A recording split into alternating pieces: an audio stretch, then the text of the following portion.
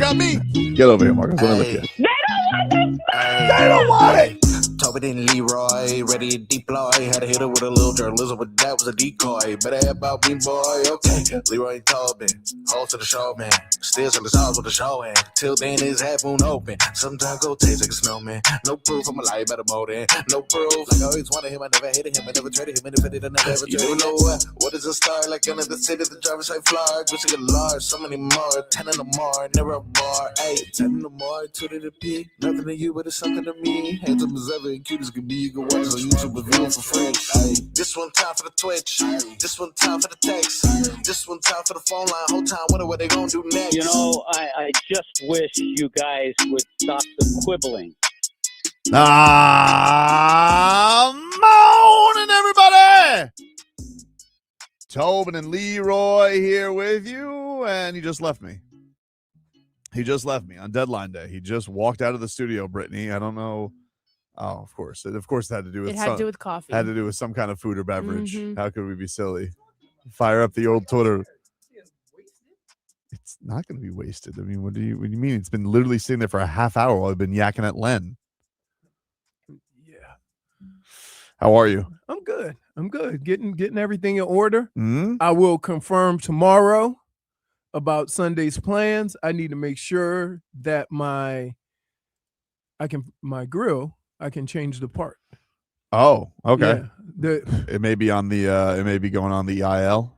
Well, it's on the IL, but I would say it's like Marchand, who you said wasn't playing and then played. I know. That was a surprise. I'm like, he just showed up. He just showed up. I think he was just like, I'm not missing a Bruins game. Right. National TV. I'm not doing that. Right. Here's me winning in the shootout for your ass. Right. So you know my grill. It's like a fancy grill. Yeah. I called the place right after work. I'm on the phone with my camera on my phone, and they're walking me through testing to see what was wrong. Mm-hmm. It was the igniter, which is probably the most important thing. That is important. You need fire. Yeah. The igniter, the whole setup. So it's cool that all the stuff that the little thing sits on, you can just get that whole thing and just plug it in. And that's how that works? Yeah. Okay. So I was like, okay, we have it. We can, okay. All right. So I said, let me order that and get it over here. It'll be there next Friday. Okay. No. That's not good. Right. Super Bowl Sunday. That's true. Right. She goes, if you would have called earlier, I didn't know what was wrong. That's fair. Right. How, like, really? I said, okay, fine. I said, I'm about done with you clowns because, like, they do free shipping, but you can't expedite, which is crazy. So I said, you know what? Never mind. So I go online, right? Find a place. I can overnight it. To overnight, it costs more than the part. Right. So the part, they charge you a little more. Right. And it was like 100. So the grill may be out of commission. $100. No, it should be fine because, like, the cool thing about it is you can do self-test and you can test it and it'll tell you what's wrong. So all of the stuff that I just got, that's what it said it was wrong with the self-test. So we'll see. It should get in tomorrow, and then I'll be able to make a assessment. But this morning I got up and went and got my ribs and hot dog stuff to make chili. Where'd you go? Restaurant Depot. Oh, good. And then so I got all that stuff. Told you I'm trying something new. But I'm quite. You confident in it? Oh yeah.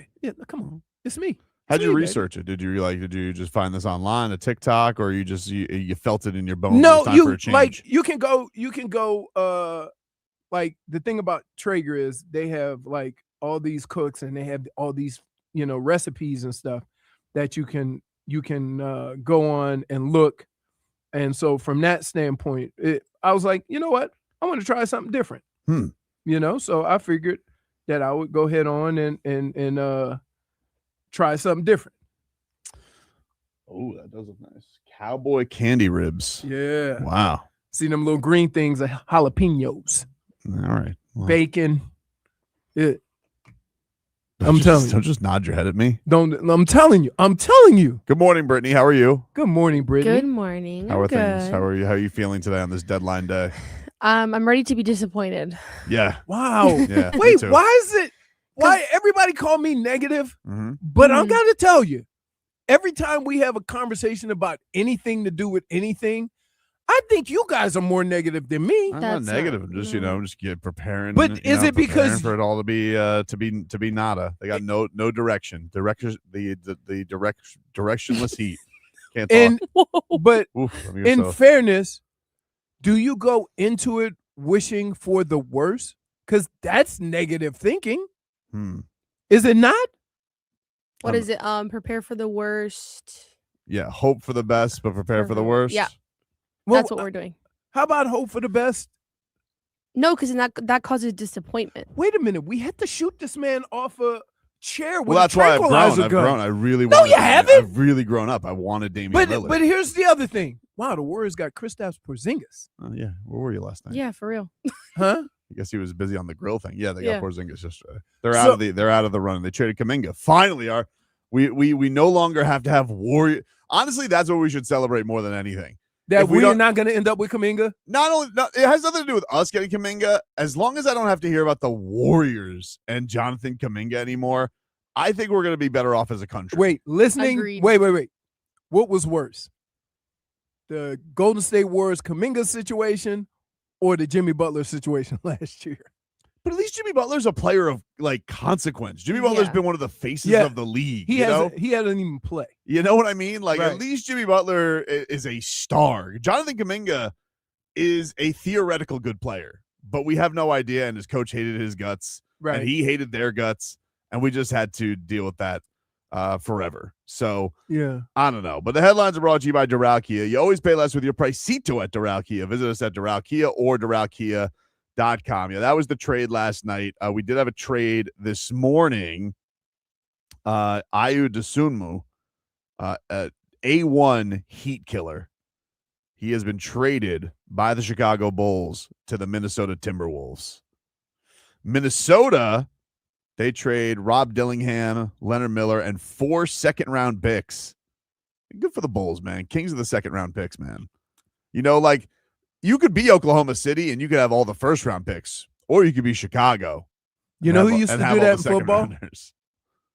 You know who used to do that in football? Who? Bill Belichick. Yeah, but He didn't want first rounders. it's He not wanted the- second rounders. Yeah, I know it's not. The same. it's not the same. It's not the same. There's It's weird because in basketball, we're starting to see more of it now, but second round guys ending up being stars. But if you weren't a lottery pick, it was like blah. I mean, the best player in the world is a second round pick, Correct. That's what I'm saying. but that's about usually it's Pelle Larson, like intangible. When was Giannis? He was 13, I think. Okay. But is that That's the end of the lottery. the end of the lottery? Okay. Yeah. Once you get past the bottom half, that's not a lottery pick. Right. Okay. So that's your move this morning. There's a report here from Jake Fisher from the Stein line. He tweeted out right before we went on the air. The Wolves, this was before the Dosunmu trade, by the way, because I do think Dillingham probably would have been in that trade. I don't know. Maybe the Bucks would want Ayo Dosunmu.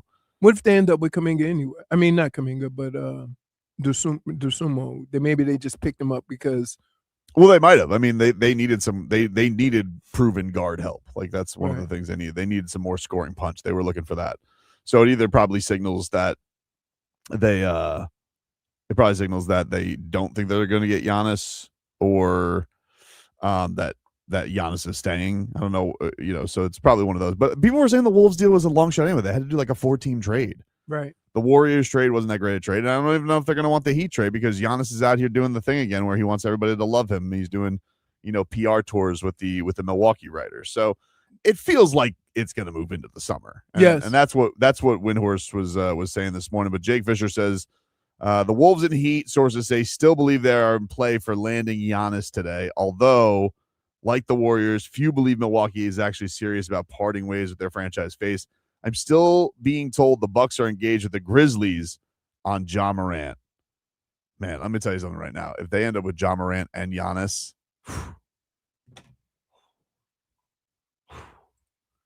if they end up with John Morant, let me just say something right now to the window. But question, as nice as Giannis is trying to be, right? If they make a last-ditch effort and say, look, we got you, Ja. Yeah. Is his mind already made up? I don't know. If it's to this point now, why do teams, here's what I can't figure out. Why do teams always think that they could do something to change a player's mind? It has never happened. Listen, John Horst is a little like a hello.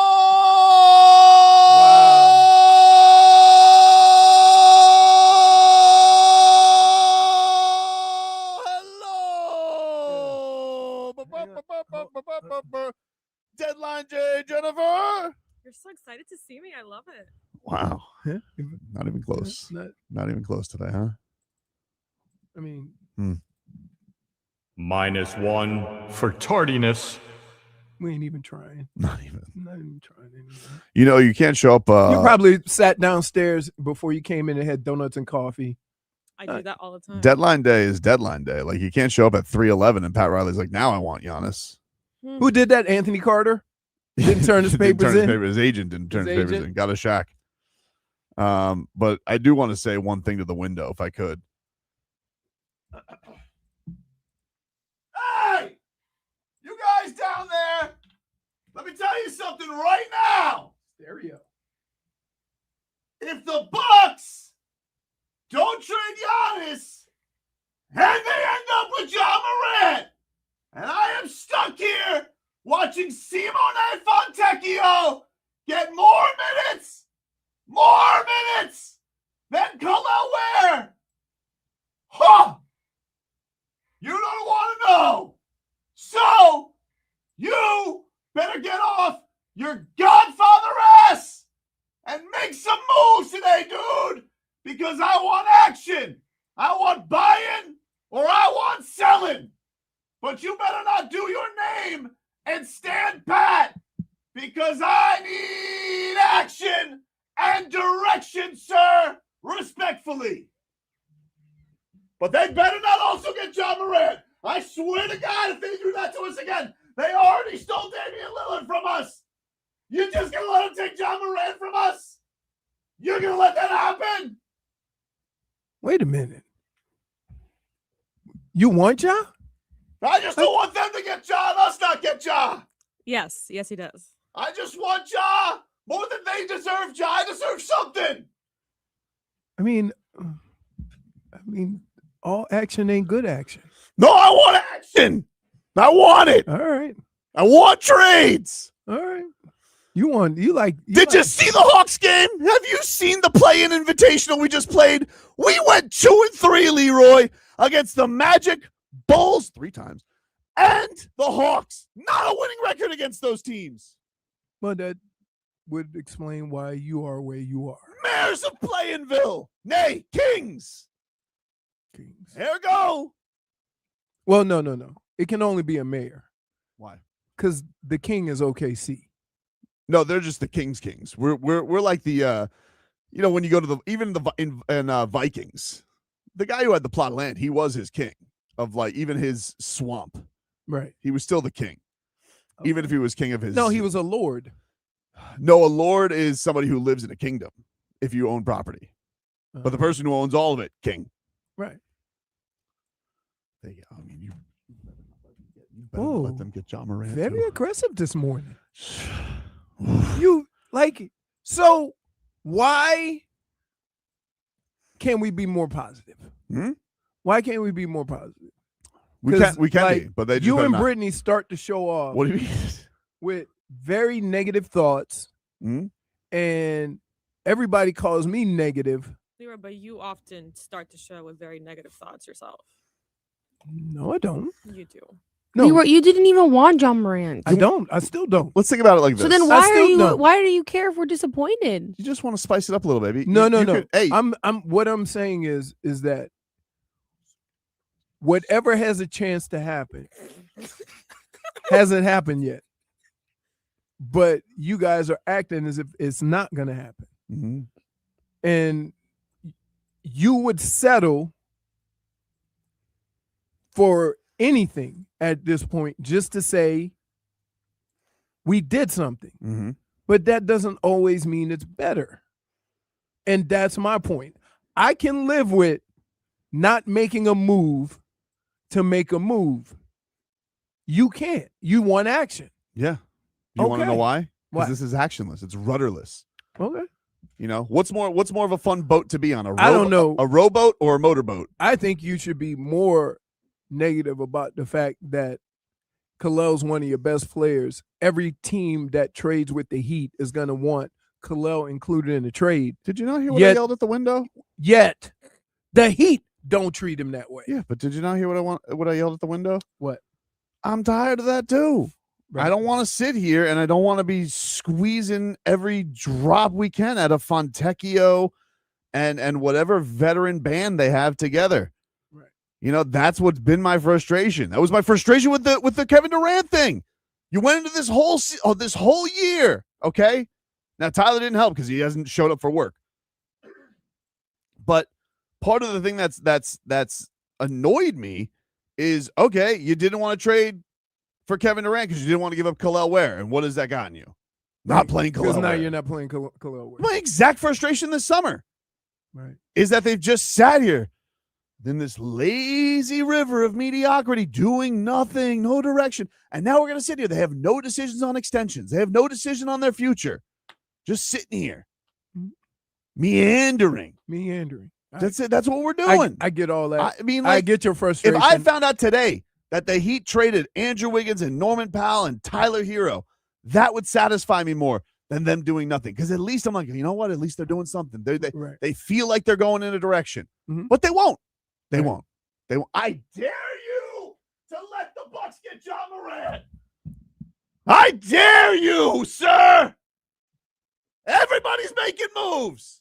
Everybody's made a move in the East.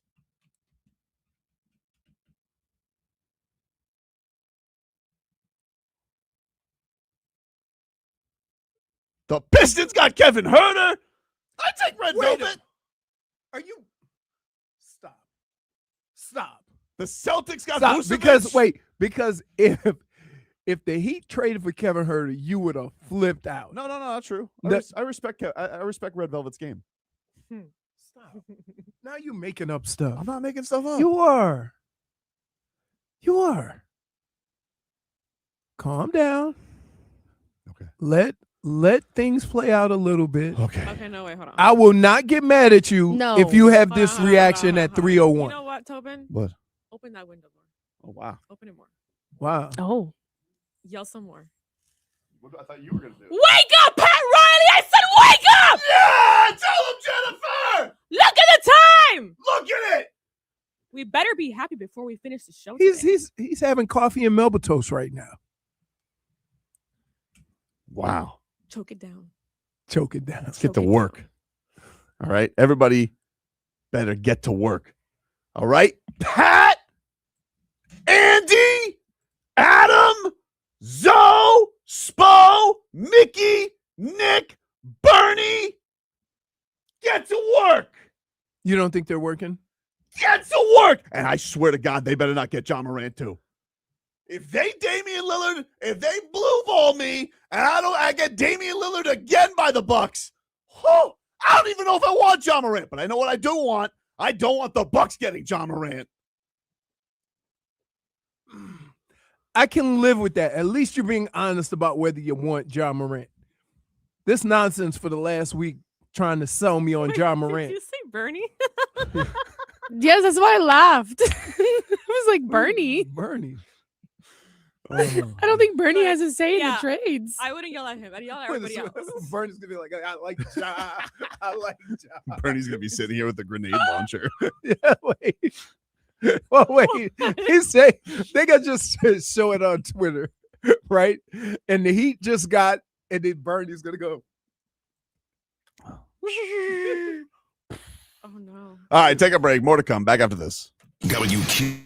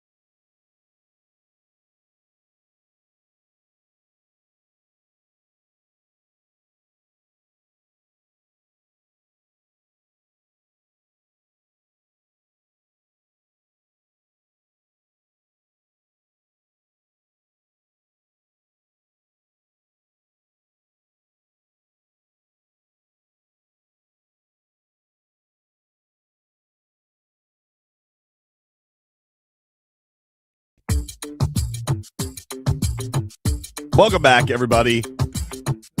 Tobin and Leroy here with you on FM 104.3 WQAM. Take you guys up until 2 here on the program. No, she wrote. If you guys are just tuning in, Why Lil Jon always like his whole a taxi? Like he's They always love it, dude. just in the background. In case you didn't hear the first time. Huh? Yeah. You know that's a remake, right? They used the beat from something else. Murder, She Wrote. Yeah. Murder, She Wrote. I have a feeling that. Wait, so are we gonna have your attention all show?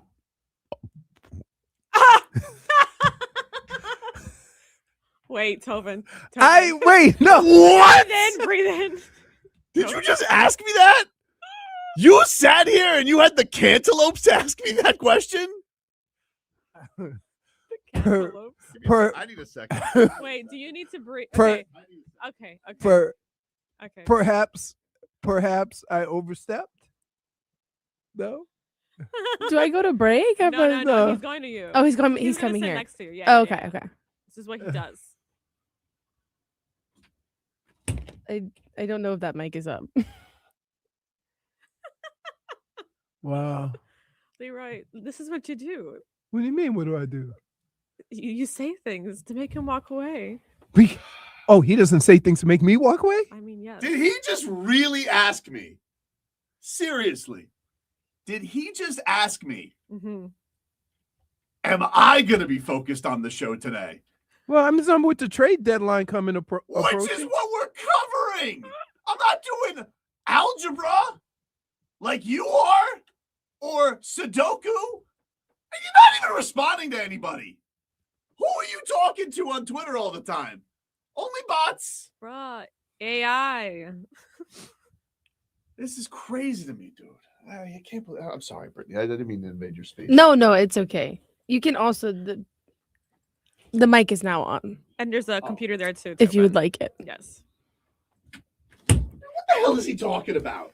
Wow. Am I gonna pay attention? Nobody says don't stress. Wait, nobody says don't stress Leroy when Tobin goes full Tobin. Wait, is he coming back? Oh no, he's still there. Look, he's What in is a he- dark place now because of you. What is he in the thinker? Like the thinker? Could you imagine having the audacity to ask me that? Am I gonna pay attention? No, I was I mean, very perplexed. Look, You he's locked and doing- loaded your doing- phone. He's doing what you're doing right. What you always do. He's on his phone right now. Yeah, except Right. I'm actually looking for heat news. I'm not Are trying you? to solve the Pythagorean theorem like you. What's pie? Pie. Don't mention food to him. Yeah. He's already on the hunt for donuts. You say what's pie? Yes. Yes, I take pie. Man. He's coming back. And also, What? I'm already in a bad place today, man. Like, you know, Dark and place. I know. I'm And trying to and get you out of the bad place. yeah, but you didn't with that question. Am I gonna pay attention? I just asked, like, am I going to be required to be more of assistance because you're going to be doing More assistance? You should You be mean equal the assistance. co-hosting? Hey, listen, I bring a lot of stuff to the table. Mm-hmm. Tips on cooking. Well, listen. In a lot of ways, you're doing what I want Pat Riley to do. You make perfectly fine ribs, but you want to try something different. You're trying John Moran. But wait a minute. Didn't yesterday you say, hey, you play the hits? Well, that's you what wanna I try like. something new? Yeah, I mean, when it comes to food, I'm a hits guy, but I'm not gonna not take a spin around the block. All right. Although Fontecchio ribs sound pretty good. Rib What would that Parmesan. even have? Tyler ribs would have no meat on them. Nope. Pesto, maybe? Nope. And they'd be out 4 to 6. Just like you said, guys, no Super Bowl party. Why my grill's on IR?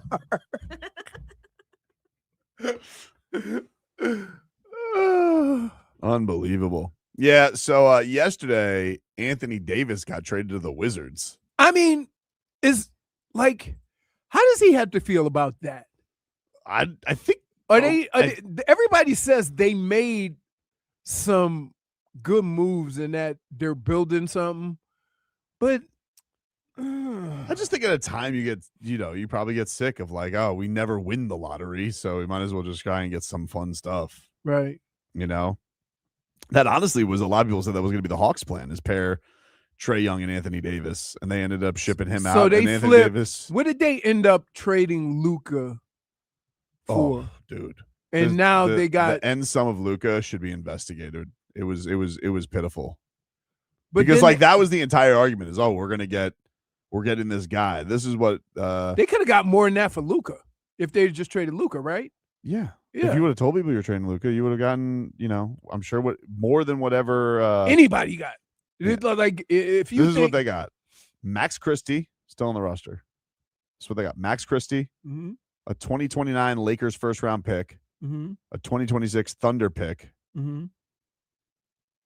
a 2030 Warriors first, which will be 20 protected 21 to 30 and 3 second round picks. That's what they got for Anthony Davis. This is what they've turned the trade into. So this is what Okay. they got back for Anthony Davis, and this is what they got Luka. So if they would have just traded Luka, they would have got more than what they ended up with. 100%. Right. 100%. Trading for street clothes. Yeah. Unbelievable. Well, the guy's no longer there. It's just like with the Dolphins.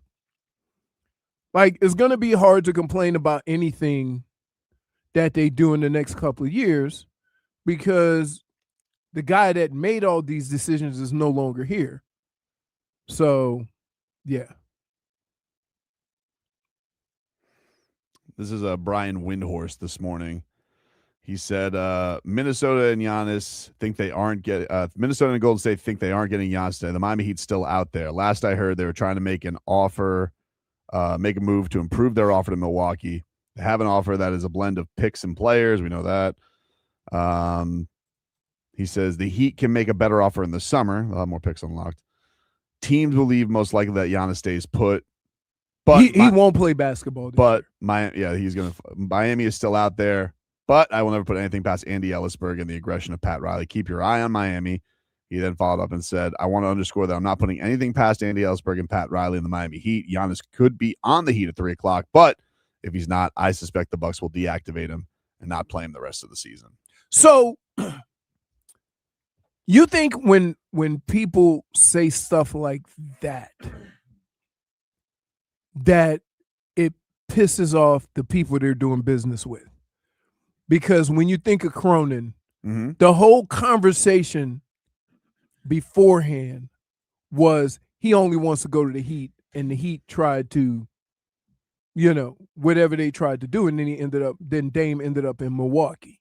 Yeah. Because Cronin just like, no, anywhere but there. Well, I think Cronin felt a little embarrassed. I think he felt strong-armed. Right. And so when you hear Windhorst say things like this, does that make Milwaukee think the same way?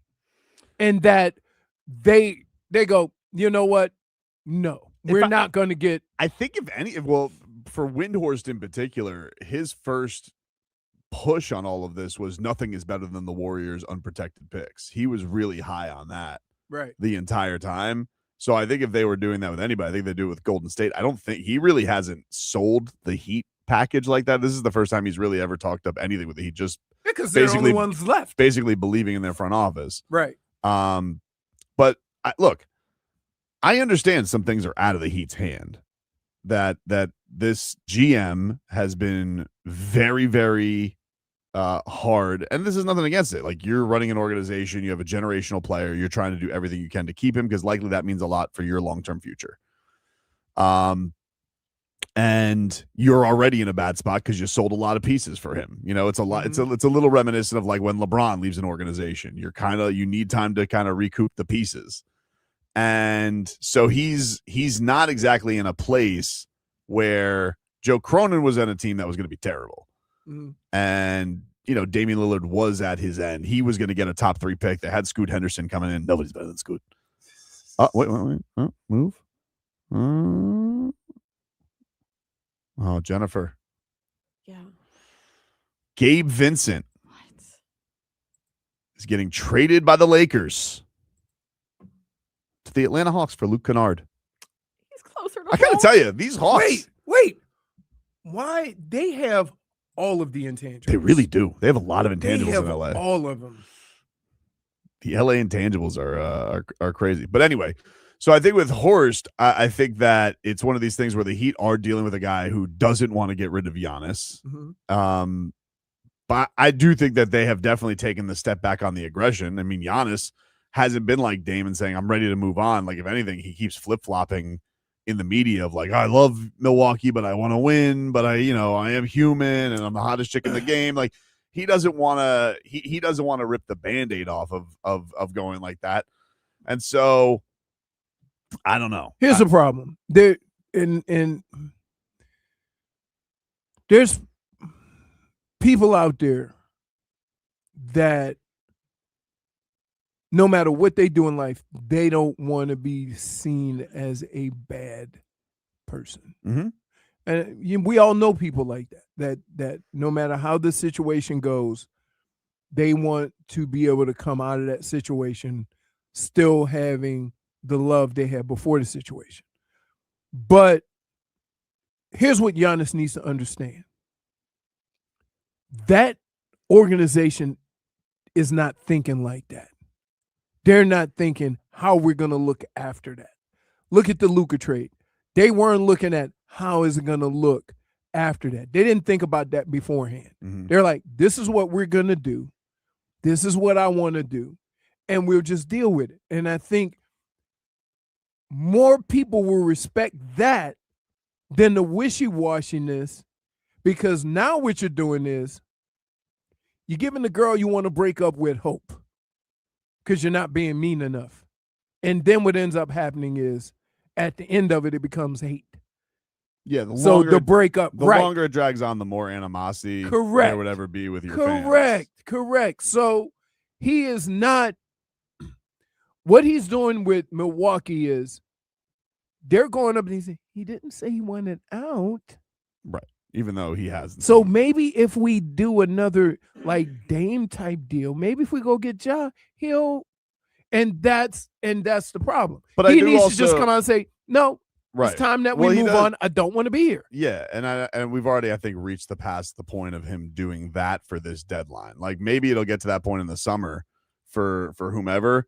But I think the thing that's a problem for Miami is, yes, your offer can get better, but also I think the amount of teams you're going to be competing for him will go up. And so then you think there's more teams that'll come? Yes, because you're going to be fresh out. See, the thing is with a guy like Giannis, I think you have such an ecosystem with these other teams of adding somebody like him that it feels like it rocks the boat too much. So, like, let's just say a San Antonio or a Houston or an OKC or whoever these teams in the West, whoever loses out of those teams, because someone's losing in the second round, right, is going to be like, well, we should just go make the move for Giannis. They'll be more inclined to, so then if you wait till the end of the season, more teams will be more aware of what their situation is. Now they still have hope, so they could say, we don't really need it right now. Right. But at the end of the season, depending on who you lose to, how you lose, and what your team looks like, more teams would be inclined to say, well,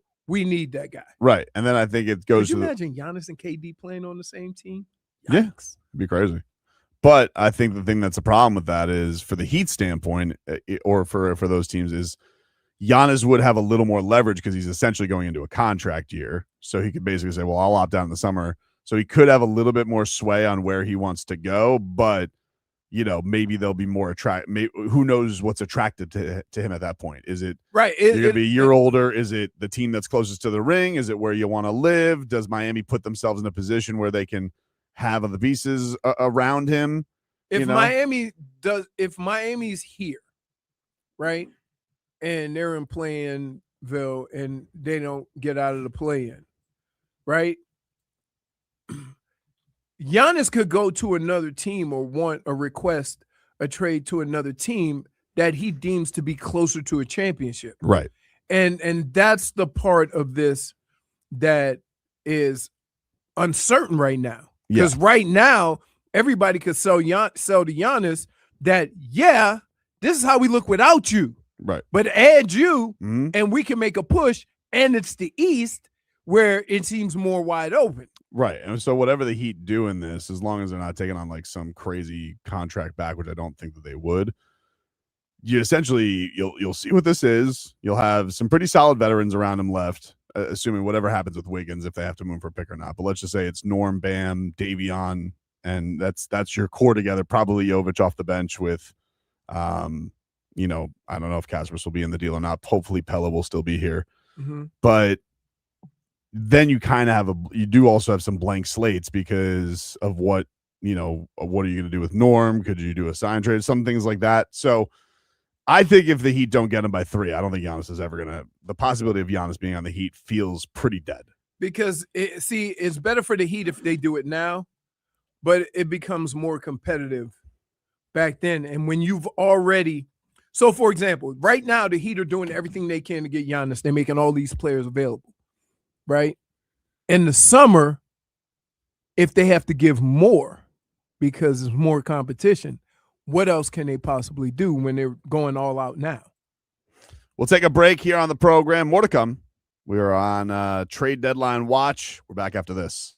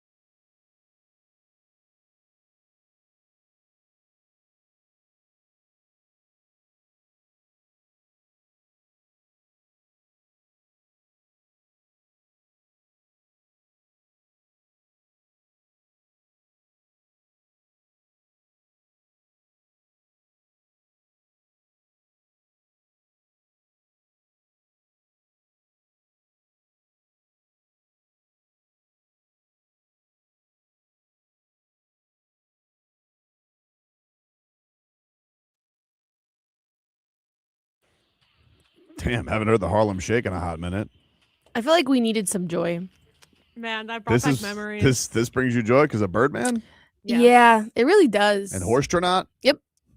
I love Birdman. You guys know Let's this. like think back to, a better time in the Heat franchise. Do you think when the Heat do their 20th anniversary of the 13 team, will they be able to find Birdman? I hope I so. hope so. And I want to be there, front and center. They found Doliak. Doliak was did. there with his cowboy hat. He was there. Looking Western. Real Western. Welcome back, everybody. It's Tobin and Leroy here with you. We are on deadline day watch as the Miami Heat, seeing if they can do anything, really. Anything. C. Dallas says, Tobin, you're too laid back, bro. Am I? I don't think you saw the first segment, dude. I wouldn't call it laid back. The Heat will practice today. They will practice, and I think around noon. They're supposed to fly out sometime after the deadline. So we'll see. We'll see what's what, if everybody's still here or not. But no, if you guys are just tuning in, no real action this morning. Last night, Kuminga was traded for Porzingis. So he's no longer on the Warriors. The Warriors no longer in the Kuminga business.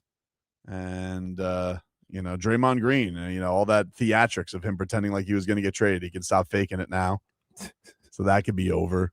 And then the Minnesota Timberwolves traded AUDACITYYYY today from the Chicago Bulls after he just lit the Heat on fire. So Schmeathan says, So wrong. be a man and stand outside the Casella with a pitchfork. You're chunky. You know how to hold a fork. That's so wrong. Wow. That one's really mean. He's lashing out today. Yeah, that one was. Wow. Jesus Christ. He loves calling you chunky now. No, it's his thing. Hey, no lie. I had nothing to do with that. I know you didn't, Okay. but he's on edge. He's still, he's off the anger of losing the national championship now, and now he's moved on to Pat Riley doing nothing. Mm-hmm. And yeah, I mean, listen, I want to come at it today, and I just want. It doesn't even have to be like. Obviously, I want Giannis. Duh, number one. If it's Ja, cool. I'm here for some fun. But like, even if it's not that, can you just look like you're doing something that's going to be a pivot? But you can't look like unless you actually Please. do something in trades, right? I don't know what their plan is. But you see, they're trying to put as best a deal they can to get Giannis. But if they don't get Giannis, does that mean they weren't doing anything? Or do they have to have a trade in order for you to feel like they were doing something? No, it doesn't have to just be a Giannis trade to do something. It could be move on from Hero, move on from Powell, move on from Wiggins, go a little younger for the rest of the year. Question. Mm-hmm. What the hell do you think you're going to get for Tyler? Bag of donuts. You looking for that bag of donuts later? I don't see No. that. No, I don't think you're going to get anything. Not even a bag of donuts, because you know why? Because it also comes with a contract. Mm-hmm. Well, he's got a year left. They don't have to sign him this year. Okay. The only guy who's a free agent going into next year is Norm, and Wiggins could be. He could opt out. Right. Which I don't know. You can't read Andrew Wiggins. I don't know what he wants to do. He is the most laid back guy, and he plays basketball that way. Yeah, I don't know what he wants to do. He is $30 million next year. So I think that's one of the things that kind of plagues Tua. What? He kind of has the Wiggins kind of. Too laissez-faire. Yeah, but I don't want to just get into it because it's basketball, so I'll let it go. Yeah, we got to just take a break. All right, let's take a break. The Dolphins coordinator spoke on Tua yesterday. It is Super Bowl week too. Yeah. Well, I already got my picks. So yeah, you said boat raced. Yeah. Boat raced or motorboat? Boat raced. Take a break. Back after this.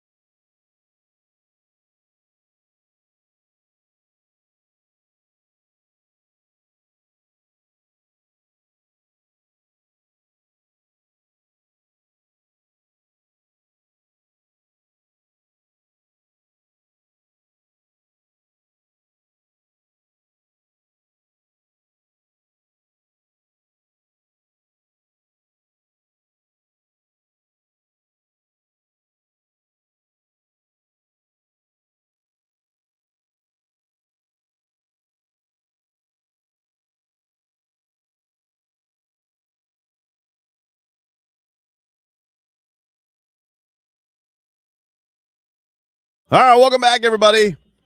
Tobin and Leroy here with you on FM 104.3 WQAM. Take you guys up until 2 here on the program.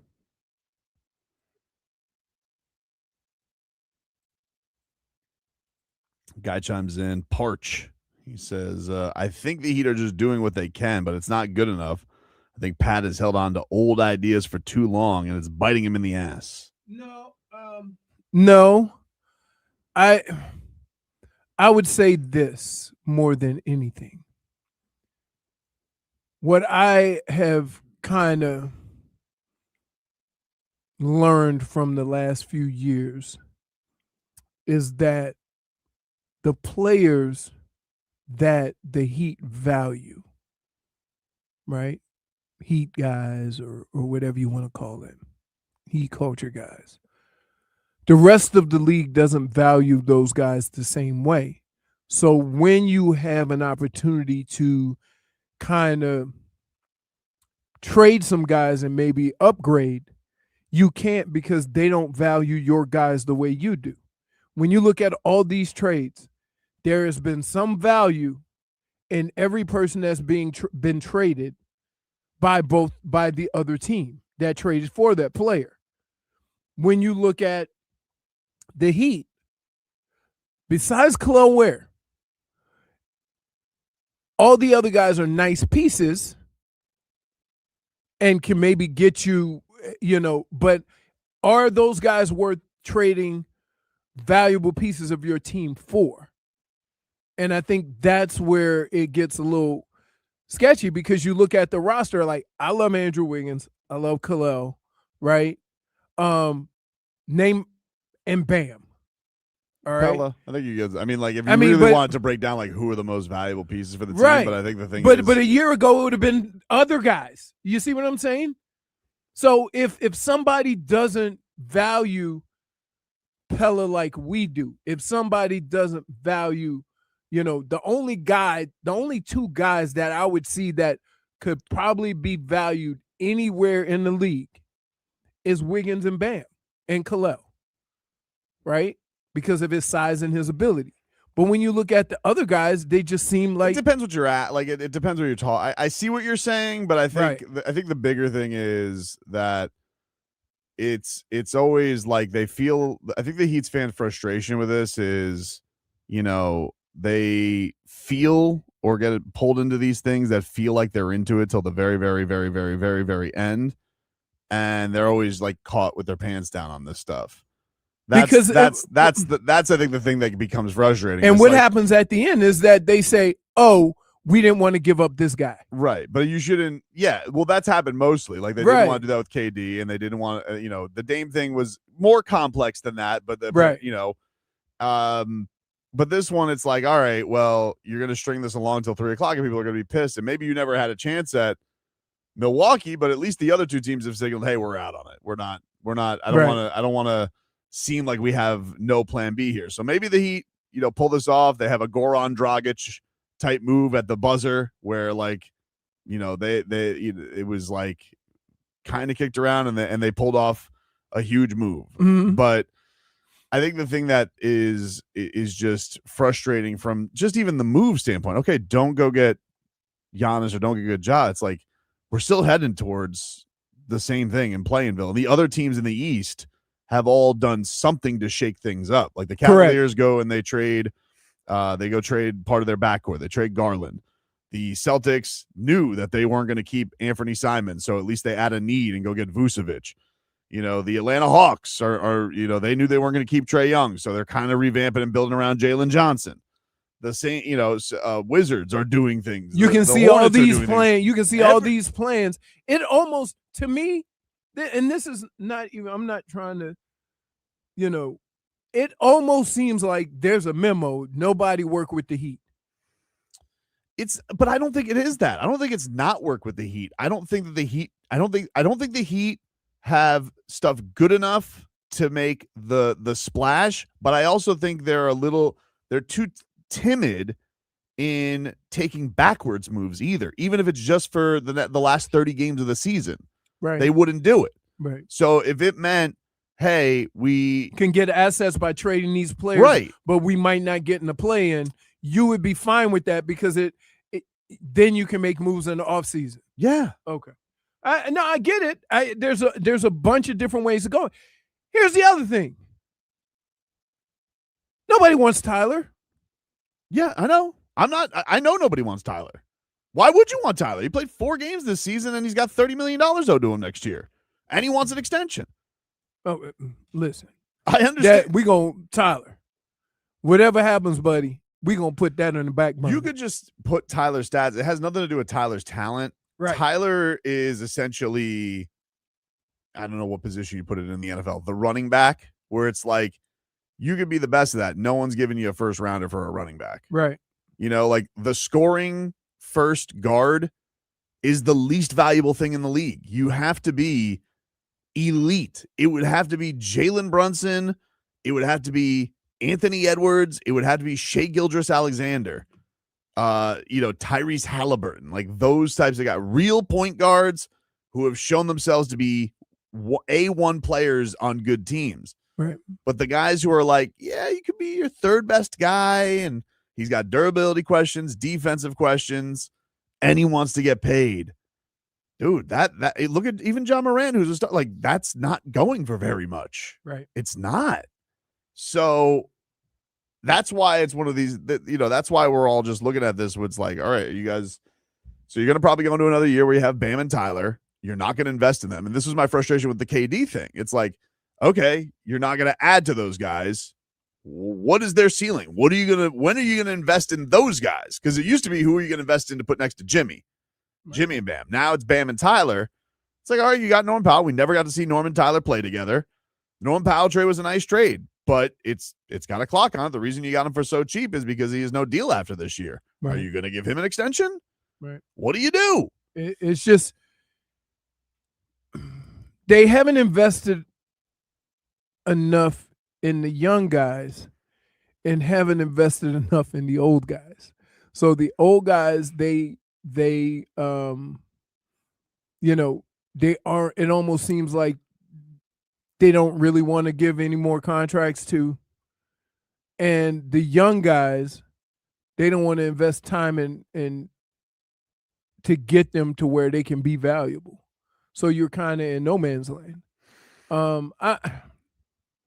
I think that's the frustrating thing for me, because I would, if it were me, I would have had these young players on, I would have been showcasing these young players, right? And just like Kalel would have been balling, because guess what? Sometimes the system that they're playing in is so difficult, and other systems would be easier for them. So that if you take Kalel and put him in another system, even with that 20-10 or 15-10 or whatever, you just have him be a rim protector and not have to help and move and do all these things and up and back and forth, and he gets caught out of place a little bit. The thing I just find frustrating with the Kalel thing, though, is we've already seen Kalel put up big numbers. Right. Like when you've given him more usage and you've given him more time. Like I am offended by the fact that this team will not let their young guys play their mistakes. That's another thing, is like you've given Jovic this extension, but you've given him no leash. You've given Kalel Ware this value of, we don't want to trade him for just anybody, but you don't treat him like that on the team. You're starting to give Kasparas Yakachonis some runs. Trust me, when he gets, burned a couple times, Spo yanked that on. Like, they don't. They make it sound like they have Hall of Famers on the bench that they could put in. And I think in a lot of instances, you need to help your young guys get through it. Right. And they don't. And like, you can't be in Playinville and be picky. Exactly. And they're very selective with how they play guys. Yeah, being in Playinville is just become the tradition for this team. And yeah, unfortunately they don't have a guy who can dial it up. Like, whatever you want to say about Jimmy, like, he dragged you out of the play-in one time to get you far. Like, it's time to start figuring out a different pathway, because I'll tell you what, the teams behind them, whatever, like the Washington Wizards are going to probably use this year. They're not going to play those veterans, but they're going to give all those young guys experience the rest of the year. That's what I thought the Heat would do. And then next year, those guys will play for them. We'll see what it ends up being, but they at least feel like they got a plan. The Charlotte Hornets are playing as good a basketball as anybody right now. And they are finally getting all of their, top 5 guys in Miller and Knippel. I have Knipples, Greg. Can you milk me? Guy won't miss from 3. Too much nipple mentions over the show the last 48 hours, Brittany. I can see it on the look of your face. I apologize for that. It's okay. It is a lot of nipples. Yeah. I was trying to do a pun with nipple, and I apologize. No, it's okay. You got my buttons up? Here, I'll get myself to you. Nipple. Why is everybody else who has -1 in their for name is making silent? it weird. He's the only KN that's not silent, Don't right? know. Maybe because he just doesn't want to be nipples.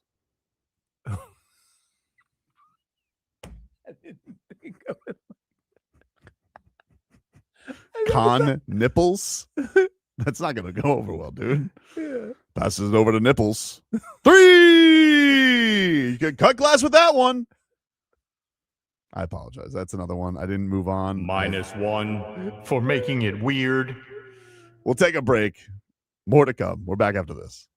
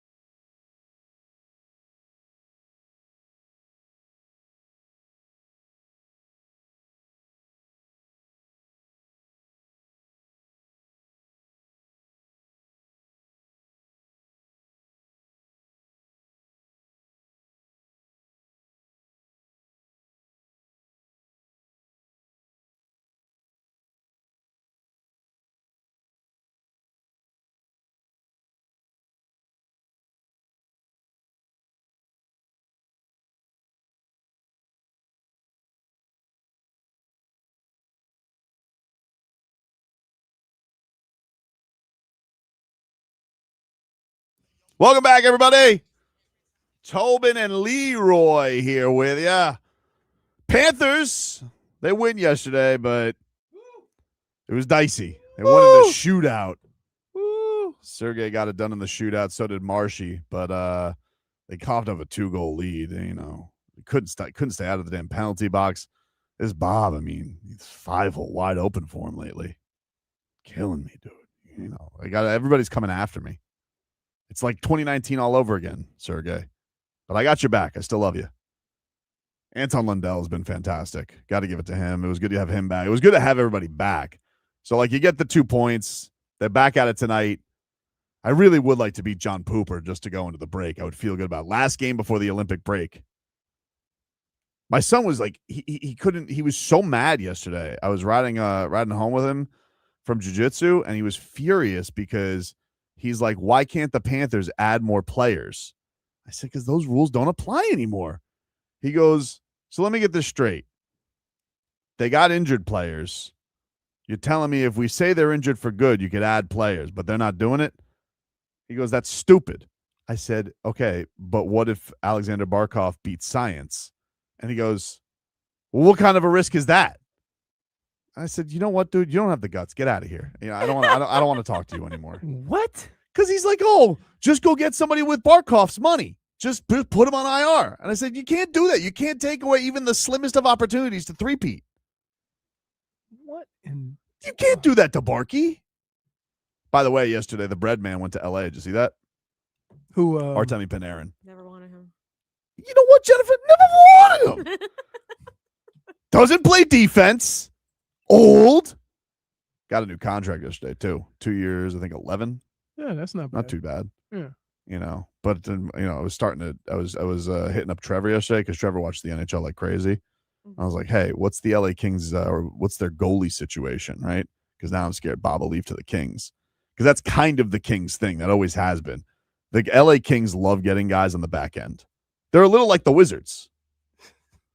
They're a little like the Wizards. So I could just totally see them just getting the Russian duo, the best friends, back together, and dealing with the at the end. And that was getting into it with the Hockey Hornet yesterday, because he's telling me Bob's not going to get a big contract, and he's like, Bob better take the hometown discount. And I said, I don't even know you anymore. But nobody wants to hear my Sergei Bobrovsky loyalty. You can be loyal. It's my guy. But yes. But that doesn't mean you got to give him a bunch of money. Like, you can't ask for a bunch of money and it looks like your skills are declining. Is that fair? Yeah, but, you know, I thought Boucher made a great point on the broadcast yesterday because, you know, he had Bob when he was a rookie. And he was saying, like, you know, some of these teams, like, you think as a goalie it's easier to have these 17 shot games, and it's not. Like, you can't get into a flow because the only thing you're facing are crazy ass breakaways. Well, every time he got into a flow, they scored. No. On the power play, on ridiculous rebounds when nobody can clear the damn puck out of there. Okay, this time, listen, everybody has said Bob has had a bad year. Yeah, but so have the Cats. Okay. I don't know why he gets the well, brunt of maybe the they criticism. having a bad year because Bob's having a bad year. No, that's not true. Okay. That's not true. You mean like half the guys get to sleepwalk through the year? The only guy who showed up out of the gate this year was Lundy and Marshy. Everybody else like sleptwalked through half the season. Reinhardt finally got it going a little bit. He's he's so good on the shorty. If he's not scoring, he's setting up. Right. That was beautiful yesterday. Kachuk showed some life yesterday. It was nice. I mean, like, but it's been frustrating, these third periods, man. Like, that used to be automatic for the Cats. I guess. Now it's squeeze cheeks. No, you don't guess. We know that. No, that used to be I know. automatic for the Cats. Why If does they got everybody have a lead turquoise? early, if they got a lead early in the game, it was over. Like, very rarely did they let a team back in it. Now the score was 4-2, and we're like, You want to hear some good political talk? Paul Maurice? No, not Paul Maurice. This is Bobby Slowik. He's the Dolphins offensive coordinator.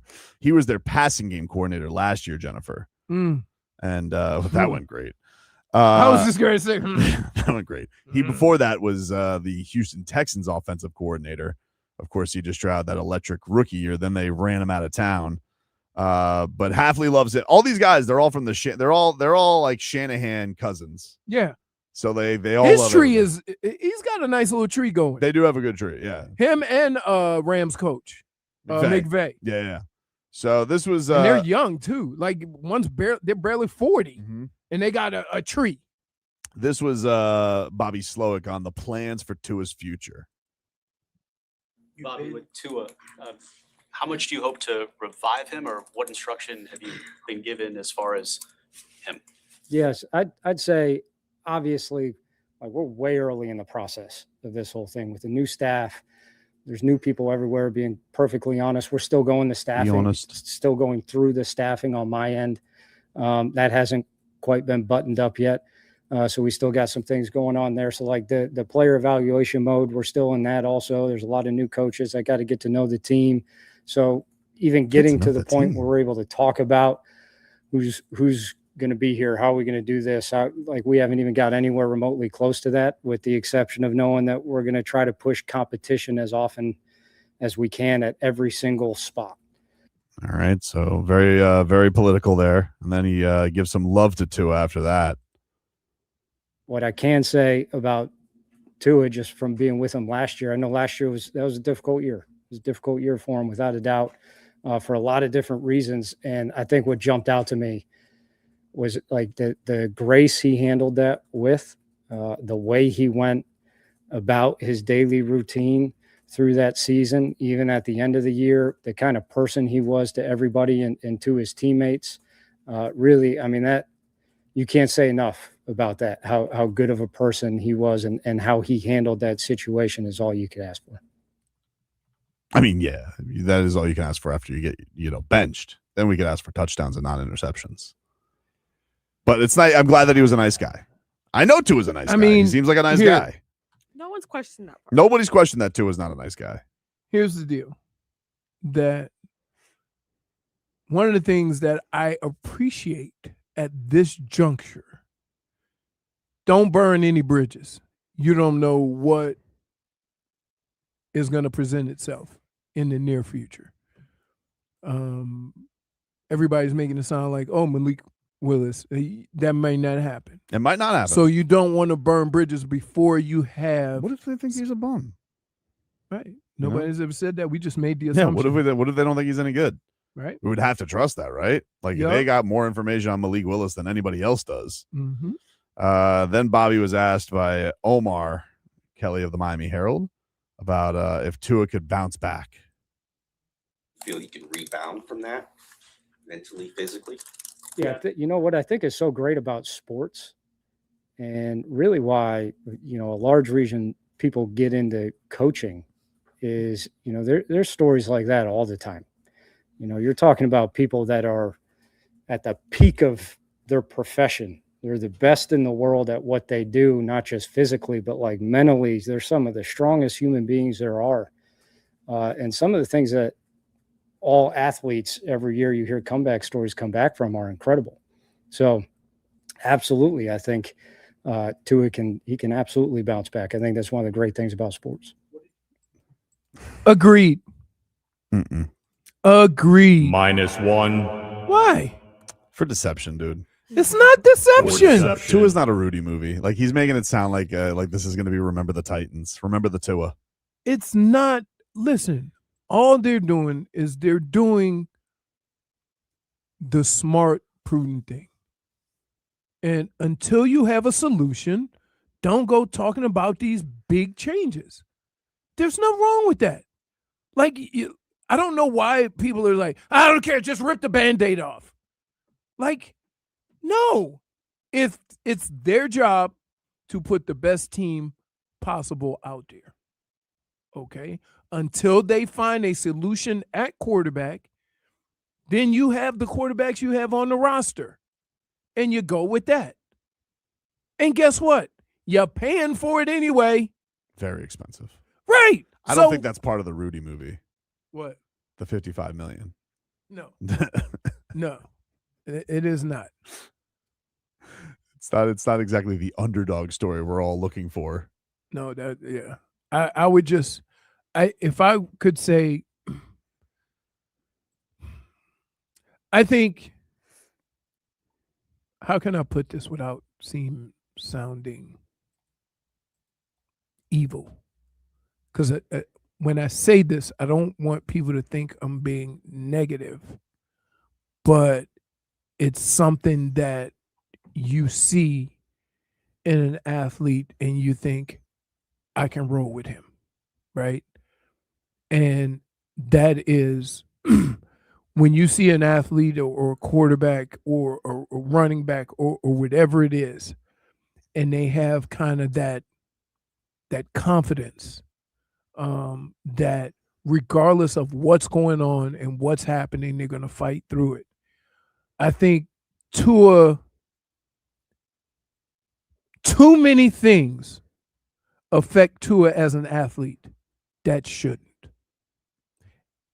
And mentally he gets out of his, comfort zone.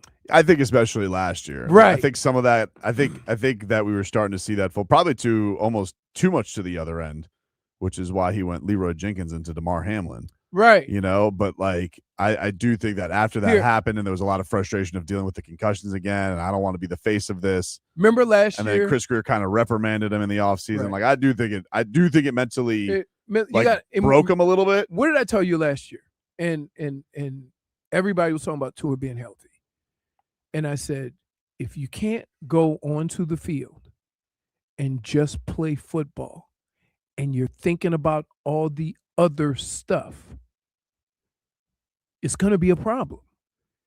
And the first sign where fans are going to have a problem with it is if it's 3rd and 2 and your quarterback slides at 1 yard to be healthy, fans are going to have a problem with that. And they go, no. Yes, you are. And they did. I think my number one thing, though, where I was like, oh, this is going to be a really bad year from him, is when Omar asked about the turnovers in bunches, and he was like, oh, that's crazy. And then he wouldn't stop turning the ball over in bunches. And then he's like joking about it later on in the year. It's like, well, no, dude, this literally was the track record last year. You were like, you wouldn't just, it wasn't one destruction. Right. It was napalm. It was always like this combustible, terrible unraveling for him with the turnovers. I just think, because I used to think like when he would do that, he'd always usually respond with a pretty good play. And that it just that was what was different after coming back from the concussions against the Bills. I think it's mentally he's lost it, because he's thinking about, when you play sports, all right, especially certain positions you play, you have to have kind of a level of arrogance. Right. I know that, but explain it to people. That nothing anybody says or does to you is going to affect how you go about doing your work. And it seemed like the more questions people asked Tua about what was going on, the more mental he got. Because he's thinking about all these other things instead of just thinking about what he has to do. I don't know how you get away from that, because I have been known, regardless of how bad I played, to own it and then tell everybody to F off at the same time. Like, I don't have a problem with that. I'm sorry, I just got distracted by a comment. Clock is ticking. Clock. Ferrets or mongooses. We were just talking about this too. But I do believe that he got into a mental space on his own doing, that everything around him affected his job more than it should have, right? Everybody said he was too small. So then he went and drank beers and we saw Chunky Tua, right? I wanted him to go back to jiu-jitsu, get his rash guard or his gi on. Again. That you know what I want him Tua. to do? That was the best Tua. I want him to go out and play football confidently and not give a rat's ass what anybody else thinks and just play. I mean, like it's almost like how Giannis is going about getting traded. We all know he wants to get traded, but he's trying to be like the nice, guy. But no, sometimes you just got to be an ass. Well, maybe like if in a fantasy world of this, I mean, maybe because less people feel like their jobs are on the line, maybe he'll feel more free to play whatever style there is. But I just don't. I have a hard time imagining, even with ownership in the baggage there, that they're going to want to keep him around. Because I feel like the fans are going to really revolt the first game. Who cares? First of all, the fans. I don't listen. Don't take this the wrong way. If you're running a football team and you give a damn about what the fans think, then your ass shouldn't be running a football team. If you think you're doing the right thing to win games and put yourself in the right situation to win games, just win, and it'll all take care of itself. But if you start saying, I don't want to make this move, the fans won't it. It's an easy thing to say, but Sure with a margin for error, like the first game this year at home, when things started going bad, the fans were losing their minds. So what? What's going to happen another year with that happening? But you again, can't say so what, because you just talked about how it has an effect on Tua's mind. But here's the other. Yes, it is like, yeah, I'm still like, too many things affect him. But let me say this, okay? If you don't have another solution, that means there's nobody out there, or you bring in guys to compete and Tua wins the job. Then what? You don't want any booers? You put in Quinn Ewers. Oh, no. He's doing this to go into break. Stop. He's been waiting for this. You were talking football, and he was thinking this.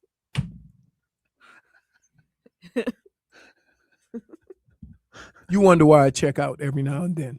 Do Sudoku or Sudoku or whatever it's called. Well, look, you know what? He admitted to it. Dade South says ferrets are more closely related to bears and dogs, while mongooses are more closely related to cats and hyenas. Oh. Dade South, I think you missed the point on that. Right? What are we doing? Like, this is not National Geographic. He didn't make that comment so you would go and research. Twitcher. Shoot it, Albie just says, fight him, Leroy. I know. Take a break. Back after this.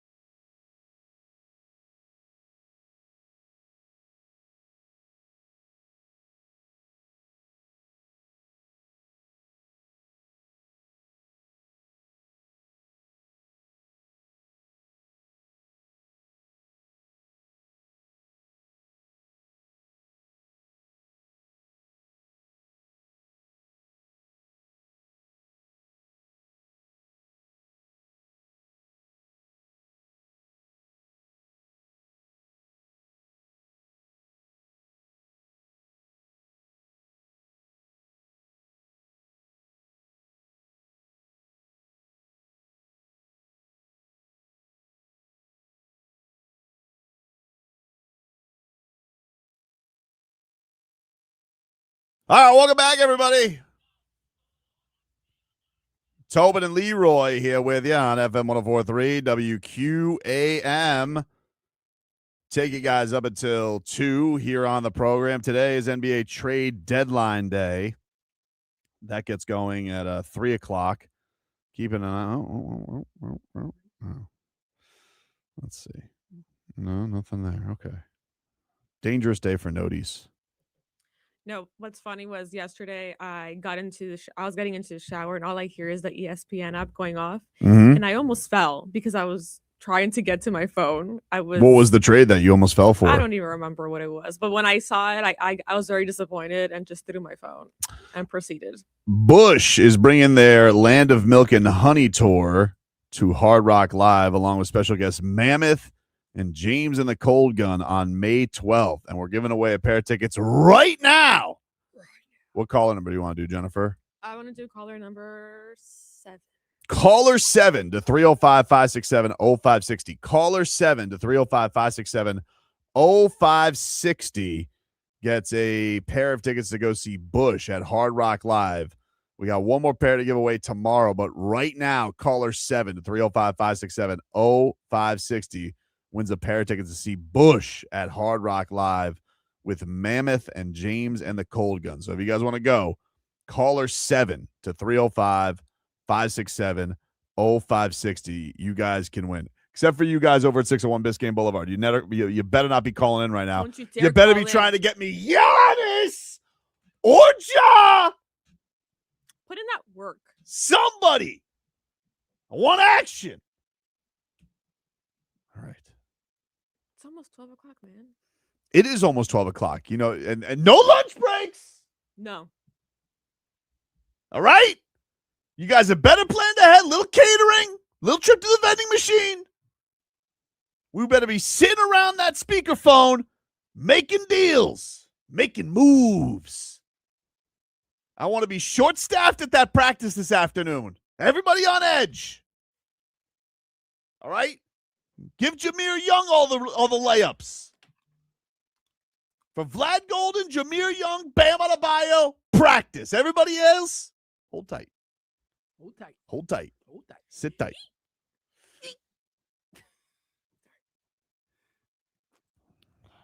You know what? We do need a live reaction. I really hope it happens during the show. Yeah, I mean, listen, if there's nothing that happens by 2, I don't know what to tell you. You know, I mean, Hockman, Crowder, and Solana will be here, but We'll go live. you know, on Solana, he's going to carry that. You know, he's a pregame host. He's going to carry that water afterwards. He'll be like, actually, this is great. This means we have more time for the chances, and we'll get to see Myron Gardner blossom. I actually like Myron Gardner. You know, he's a fine player. These are all fine players. I want Splash. Splash, dude. That's what I want, Like Leroy. a whale splash? Yeah. Breaching. You know? Breaching. Yeah, that's what they do. They go out of the water. That's what whales do. And I'm just, you know, and instead what I got is like flying fish. Barely. Something like that, you know? So I'm just sitting here. I want to get some whale sounds. That's all I'm asking for. It's not that much, dude. Please, please, Pat, please. Okay?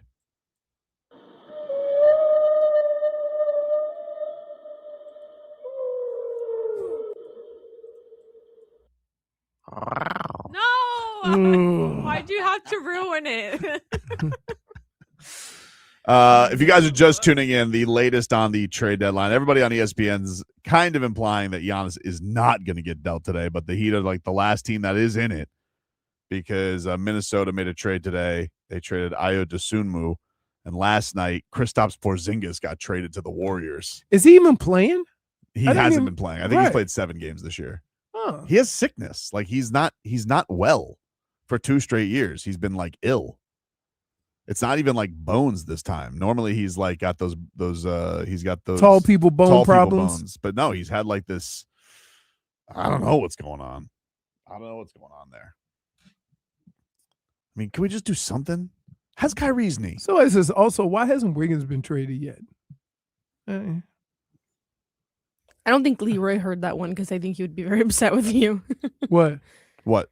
How's Kyrie's Kyrie's knee? I mean, I don't know. He'll be back after the. I think they said he'd be back after the. All-Star break. Yeah. Yeah. Interesting. Why? Going youth movement in Dallas. You know, we can make them younger. Oh, you take Kyrie? What? Tobin right now has like a cup in his hand, and Wow. he's just like. He's like, someone fill it. Like, is that irresponsible to go get somebody? Yes, on the it is. Why? We got That's a little one. We far. got one with a torn ACL. Might as well be. Tyler. He's like, anyone. Any takers? Please. So now you're playing music in the parking lot for tips? Something, dude. Yeah, I'm sitting there with a sad violin. Hey, question. Since What's- we talking about playing music in the parking lot, Yeah. do the Girl Scout cookie people have to announce they're selling Girl Scout cookies, or if it's self-explanatory? The fact that you're literally asking this question right now is crazy. It just reminded me of something. You're hungry. No, it wasn't even that.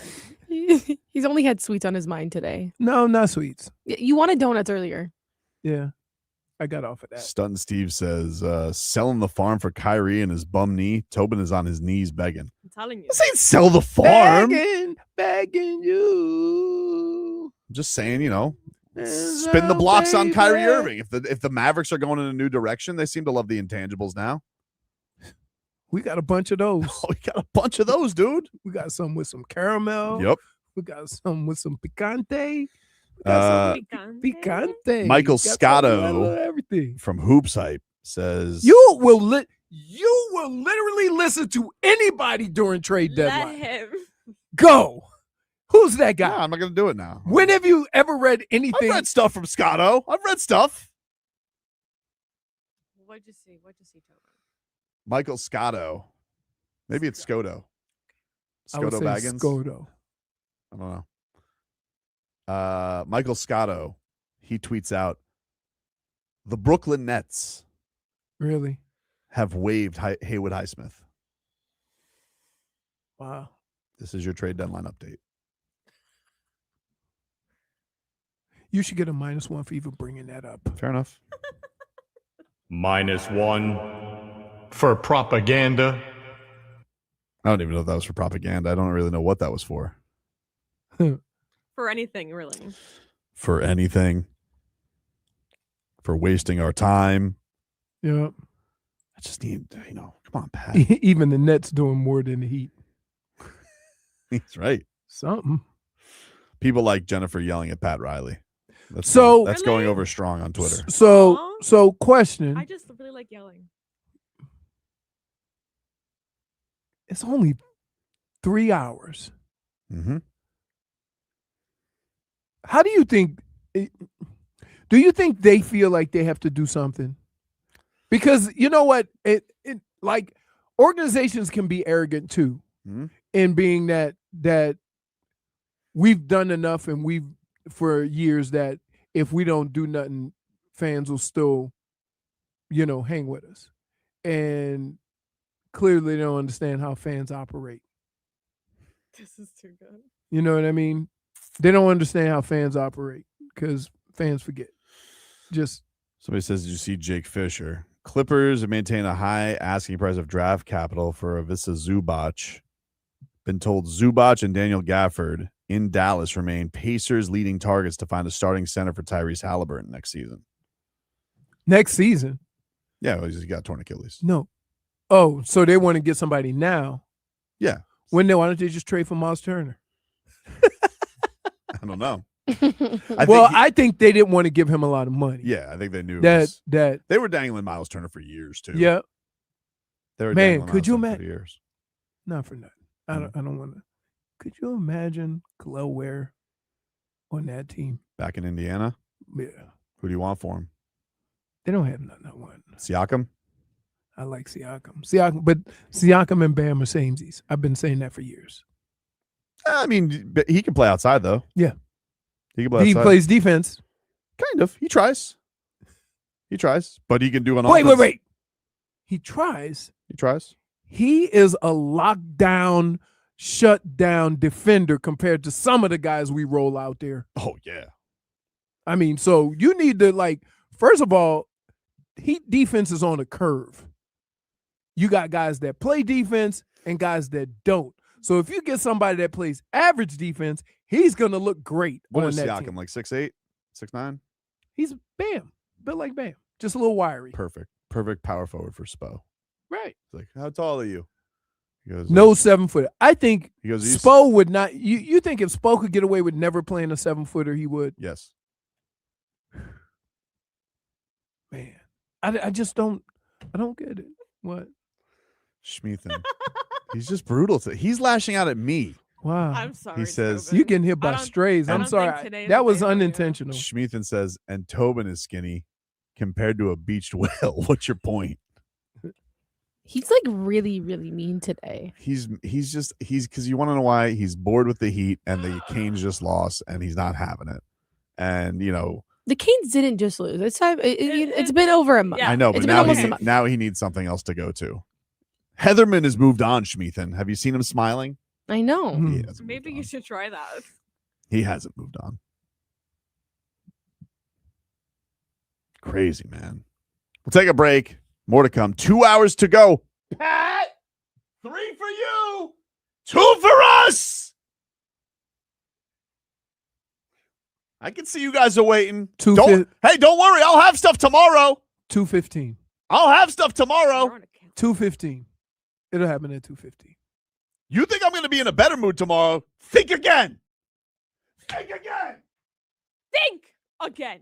Very aggressive towards Pat. I mean, I'm just wondering, what do you think they are doing down there? What conversations You they're want to know what I having? honestly think they're doing right now? What? Sitting by the phone playing Nerf basketball in their office. I think they're laughing at everybody.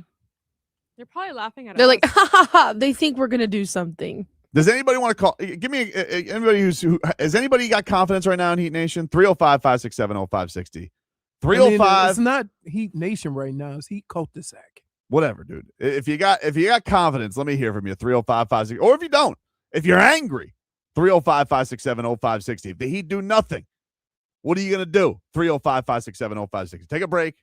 Back after this.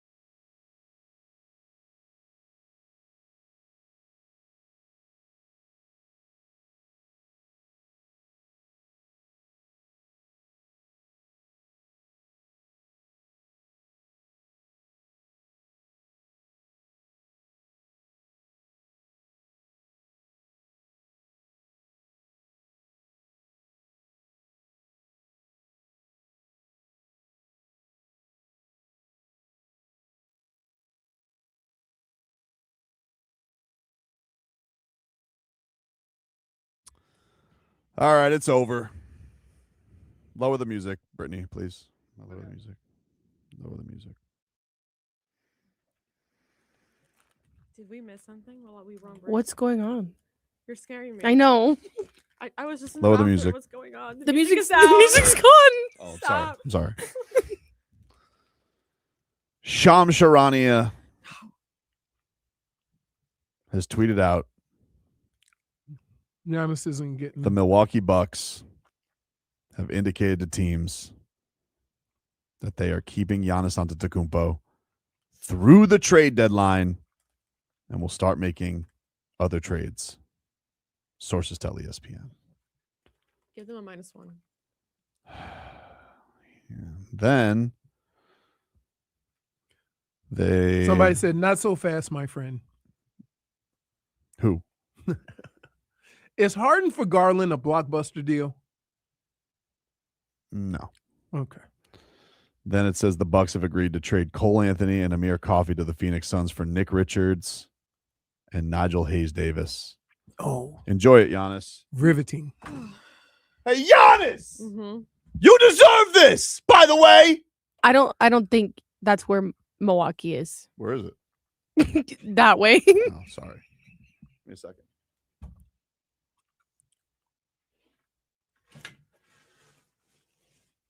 I mean, it's more this way. Yeah, it's That's definitely south. It's This is yeah. north. Well, that doesn't have For bit. show That doesn't have bit purposes. for the purpose. Yeah. Go ahead. Hey, Giannis! There you go.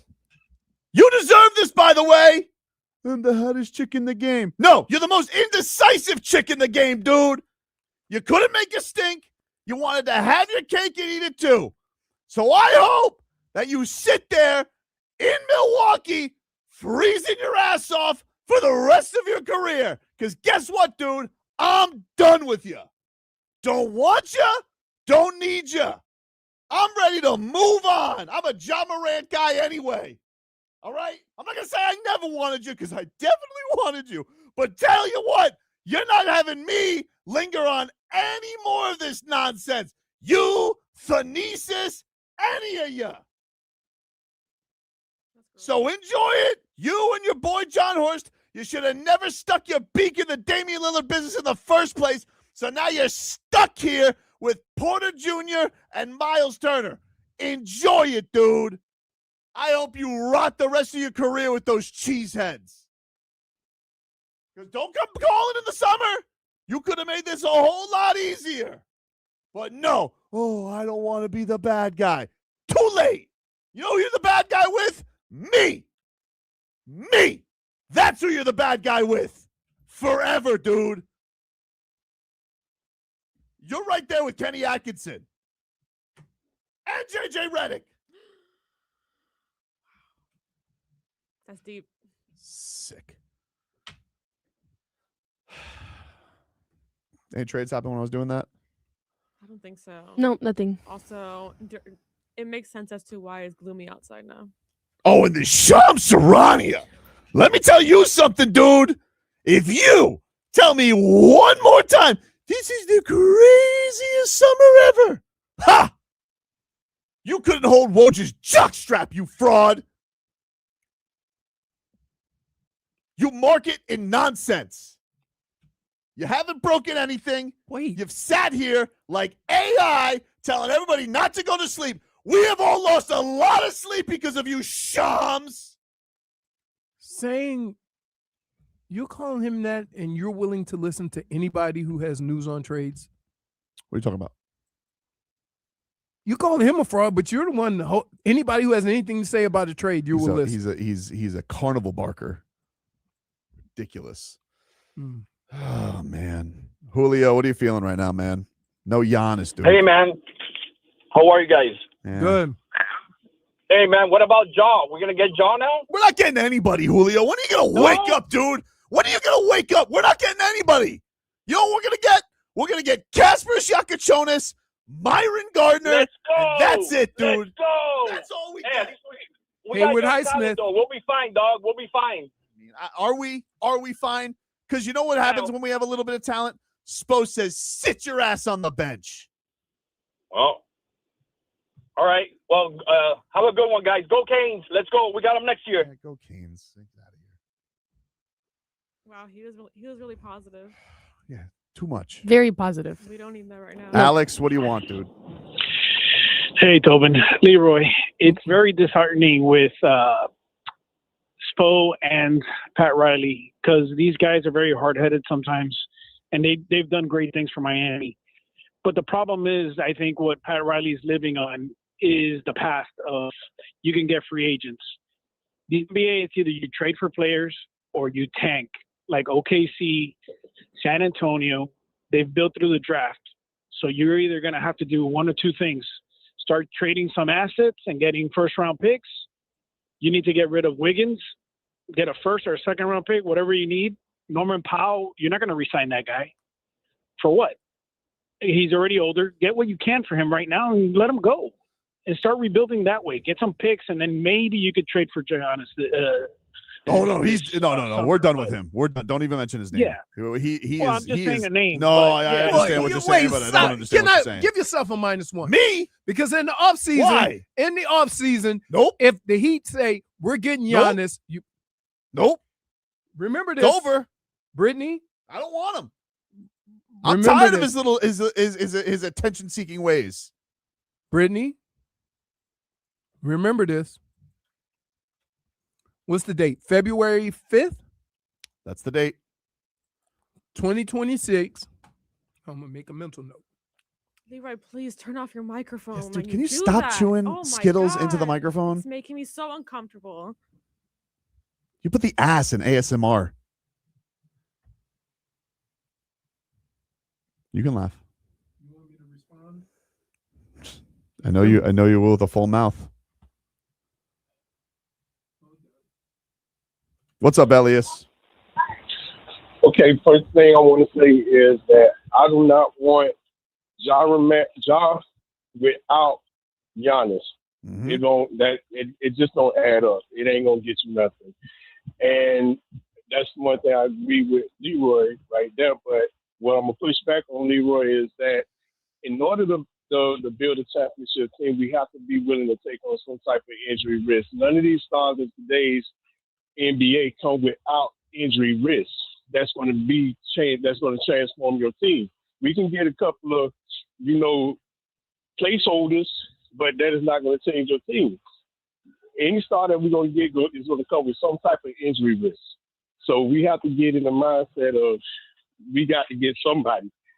And I do still think that Pat Riley is going to try to make a move before 3 o'clock because this is about his last year that he can make a move that's going to be able so he can go out in a blaze of glory. He's trying. He's going to try to do something. All right. That's all I got to say. Thanks, Elias. Appreciate you. What's up? I mean, there's always a risk you take with players in professional sports. I'm not saying that. What I'm saying is I don't want to take on the risk of a player that has proven that he's always hurt. For example, Anthony Davis, a great player. Would you want him on your team? No. Why? Depends on the price. Huh? Depends on the price. No. Cheapskies, yeah. No. I'm saying not even for cheap. Would you still want Anthony Davis on your team if he never plays? It doesn't make your team better. So I get there's some risk you have to take, but if you go into a trade with that information and then the guy doesn't play, were you being smart about it? Is that taking a risk when you knew what was going to happen? So that's when I talk about injury. John Moran has been hurt a lot. And I would be skeptical of going into something like that. I don't care how cheap it is, because all he would do is take the spot of Tyler. You know who else has been hurting a lot? You. Me! Exactly, dude! Me! I've been hurt a lot. I'm kind of hurt myself right now. Of course you're hurt. Yeah. Because you got to sit here watching Spose, give us nonstop Fontecchio minutes. Nothing against Mama 3. You know I love him, but you know the point. It's like, what are we doing? What are we doing? I'm not hurt because I saw this coming from a mile away. Well, good for you, Nostradamus. Oh. I'm glad for you that you saw it coming. Wait a minute. I'm not really Wait, sure why wait, I'm wait. getting turned on here. Can I just? I don't know if you've noticed, but I don't know how to handle this very So- well. so- I'm just yelling at everybody. Leroy, I give just the yelled boy at a Milwaukee. When was the last Milwaukee time deserves it. Pat Riley has had a meaningful trade? I mean, I guess you could say this summer getting Norm Powell. And before that, who's the other guy?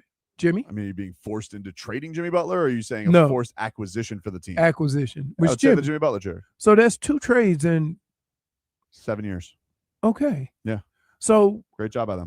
I would say that if you were playing the numbers and playing what this Heat team has done, they haven't made a whole bunch of moves in the last 7 years. Not good ones. Oh, we forgot about the genius Terry Rozier move.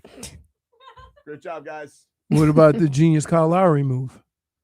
I didn't have a problem with the Kyle Lowry move. I mean, I wasn't the biggest Kyle Lowry fan in the world, but wanted him. I mean, the Kyle Lowry move did kind of work out. Like he was Yeah. okay. All right. Don't really have a huge quibble with it.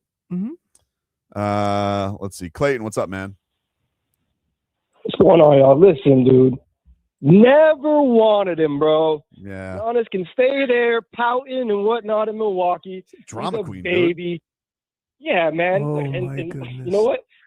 Spo and Khalil just fix it. You know what I mean? And then Exactly. like you said, play him some more, and then this Adam Silver needs to make it right, dude. He does need I'm to make still it right. waiting. You're right.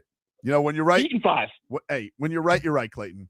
First of all, We're I mean, like 100 out of Well, 100 before calls. you get to Heat in 5, you got to go Heat in 2.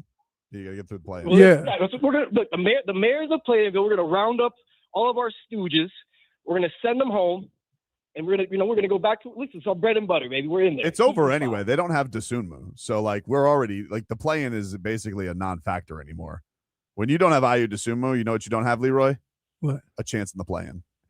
So now the Wizards have Trey Yeah. and Anthony Davis. Yes, but they may not play him. Which, by the way, Adam Silver, I hope you love all these guys just sitting down for the rest of the year. What a great league you have. Can't uncover corruption and guys tanking. Can't uncover corruption and guys moving prop bets. And also now all of a sudden you're cool with Giannis just getting shut down for the year with a calf injury. What a job you've done with your league.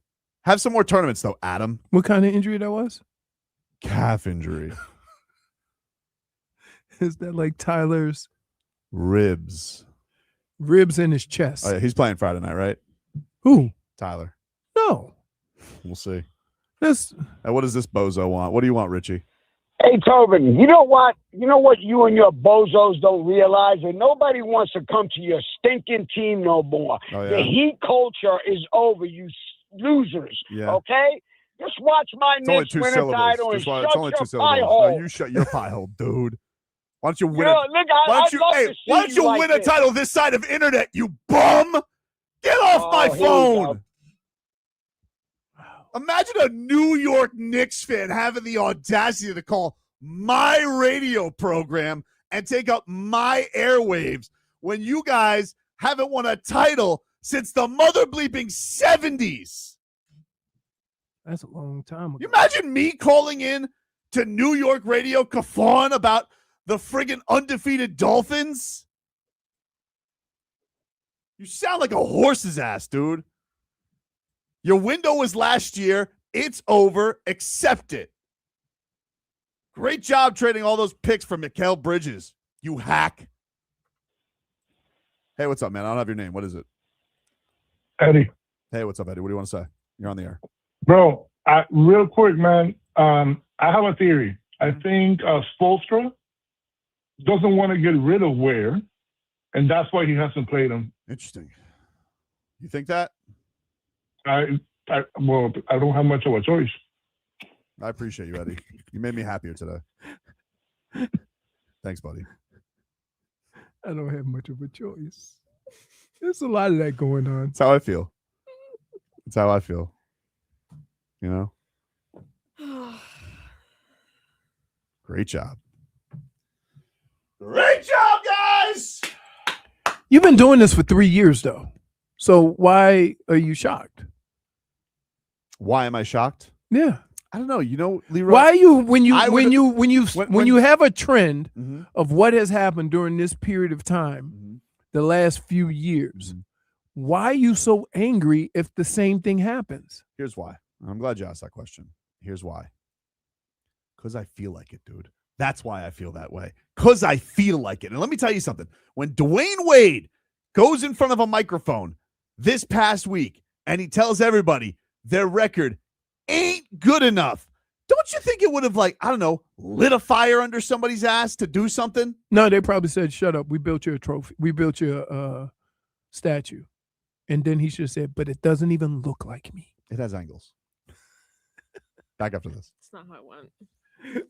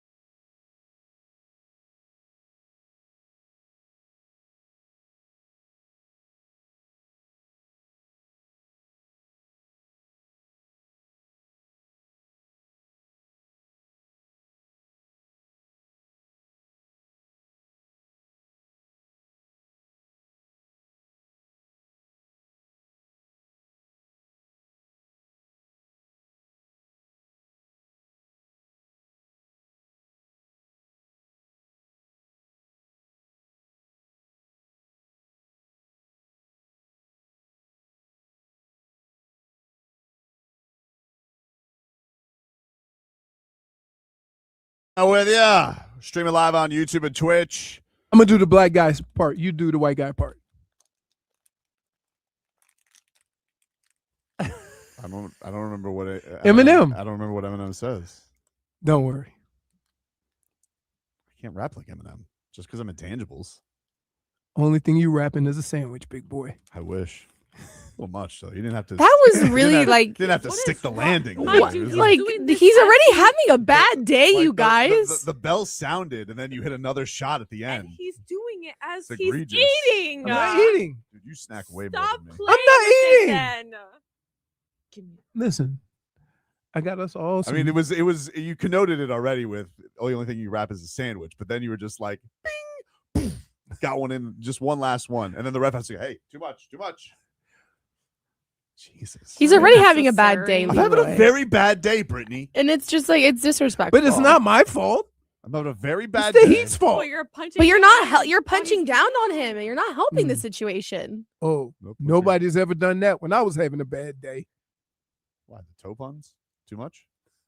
See? Oh, that was funny. I'm Brittany. Oh, key. Yuck it up. Oh, man. If you guys are just tuning in, the Miami Heat are not going to get Giannis Antetokounmpo. The Bucks are deciding to keep him. So I hope they enjoy themselves together. Honestly, truly. Like, Wouldn't it be something if it changed?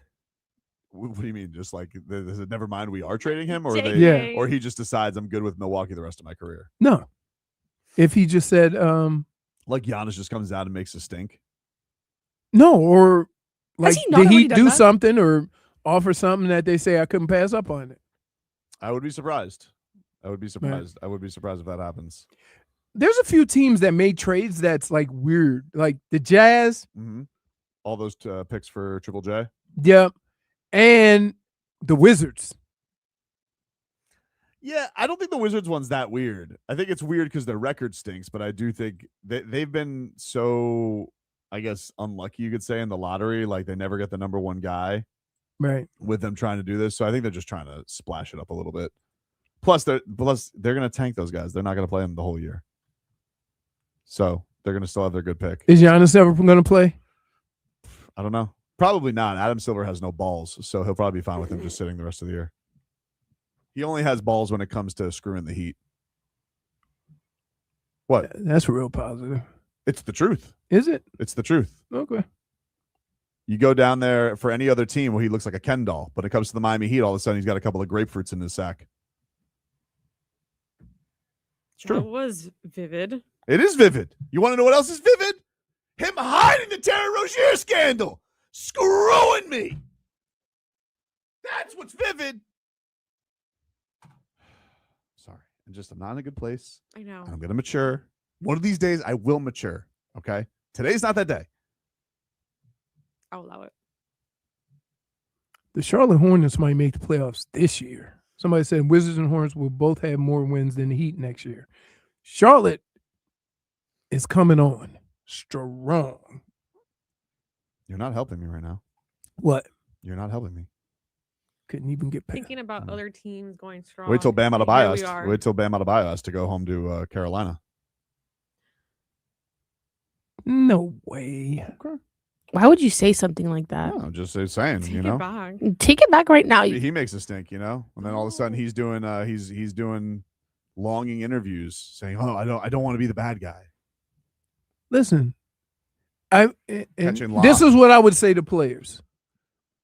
Have you seen some of the cutthroat crap that teams have done to players? You don't need to apologize. Imagine Bam and Asia raising their kids in Carolina.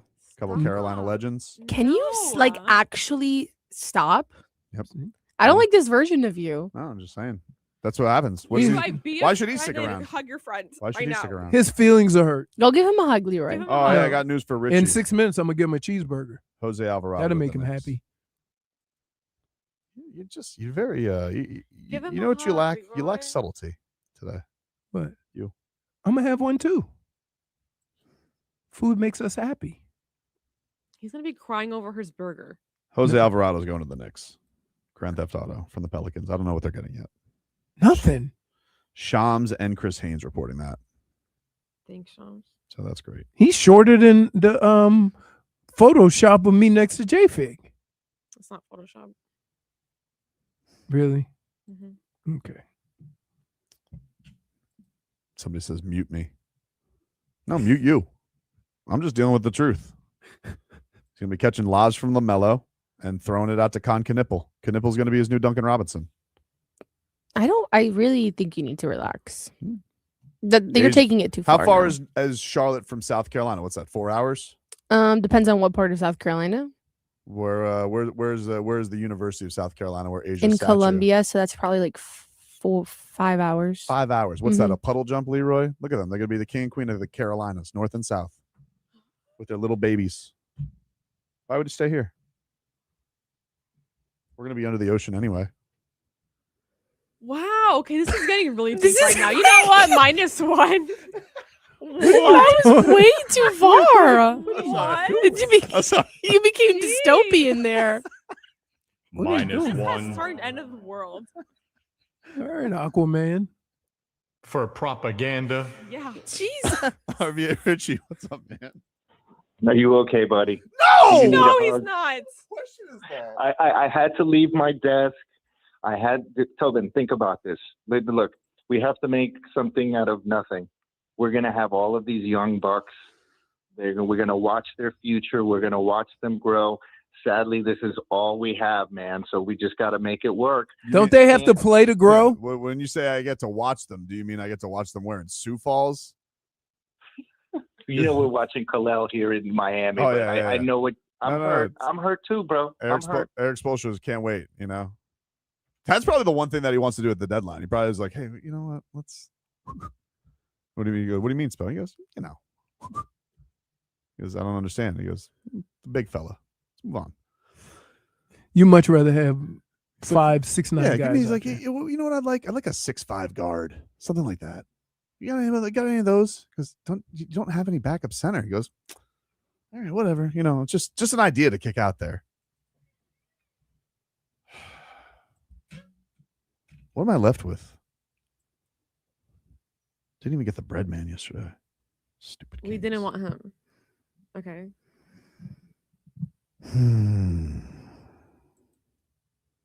Jaw's still out there. Yeah, right. Why would I get nice things? Pivot. Pivot? Pivot. Please. Schmeathan says Spo's going to send Kalel to Atlanta for Gabe Vincent.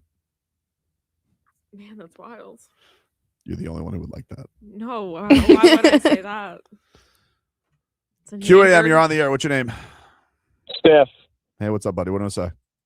All right, Tobin. I know it seems like it's a horrible day, but let me just give you some perspective. Okay. Right, I'm for it. Why would we want Giannis? This is the same guy that couldn't beat the misfit Miami team when Jimmy was here. Fair. We beat them 4-1. Right. And then Twice. He's lost Chris Middleton and Drew Holiday. They've done absolutely nothing. True. I don't want that guy. He's great in the regular season, but in the playoffs, he can't shoot. Can't stay He healthy. has no low post game. He has no outside game. We're better off now. The only thing the Heat need to do is get rid of Tyler Hero, and then let's move on with what we have. It's not as bad of a day as it seems. All right. Thanks, Steph. Yeah. You tried. I mean, I give you props. You know, I'm going to give him the point. Point for color.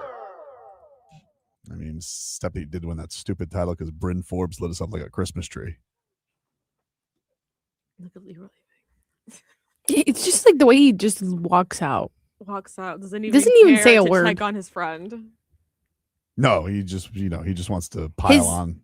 Like his eyes very Make clearly on the cheeseburger that he's about to have. Look, the thing that hurts the most, guys, is that I'm going to watch every game. You know, everybody else will check out. I'm going to watch every game because I'm a sicko. So I'll sit here and I'll watch. You know, Spo's going to, you know, if he's going to put me in the high chair and spoon feed me, you know, Andrew Wiggins and Simone Fontecchio future, then I mean, I'm going to watch it. That's it. But I'm not going to like it. I'm not going to like it. You know, all I wanted to come into this year was if I wasn't going to win, at least I was going to see, you know, Kalel and Nico and Pella and Kasparis, and I'm surprised how good Jaime's been this year. Thank goodness. They can't even lean into that because heavens to Betsy, if they were under 500 first, they had won 37 games last year. What's up, Kyle? We can do some more fun tech your future then. I mean, I'll get. Let's see when he fixes his phone. You know what? You take a break there, buddy. You get settled. We got to take a break. Man. All right, we're on till 2. We'll keep an eye on if anything else happens before the trade deadline. Back after this.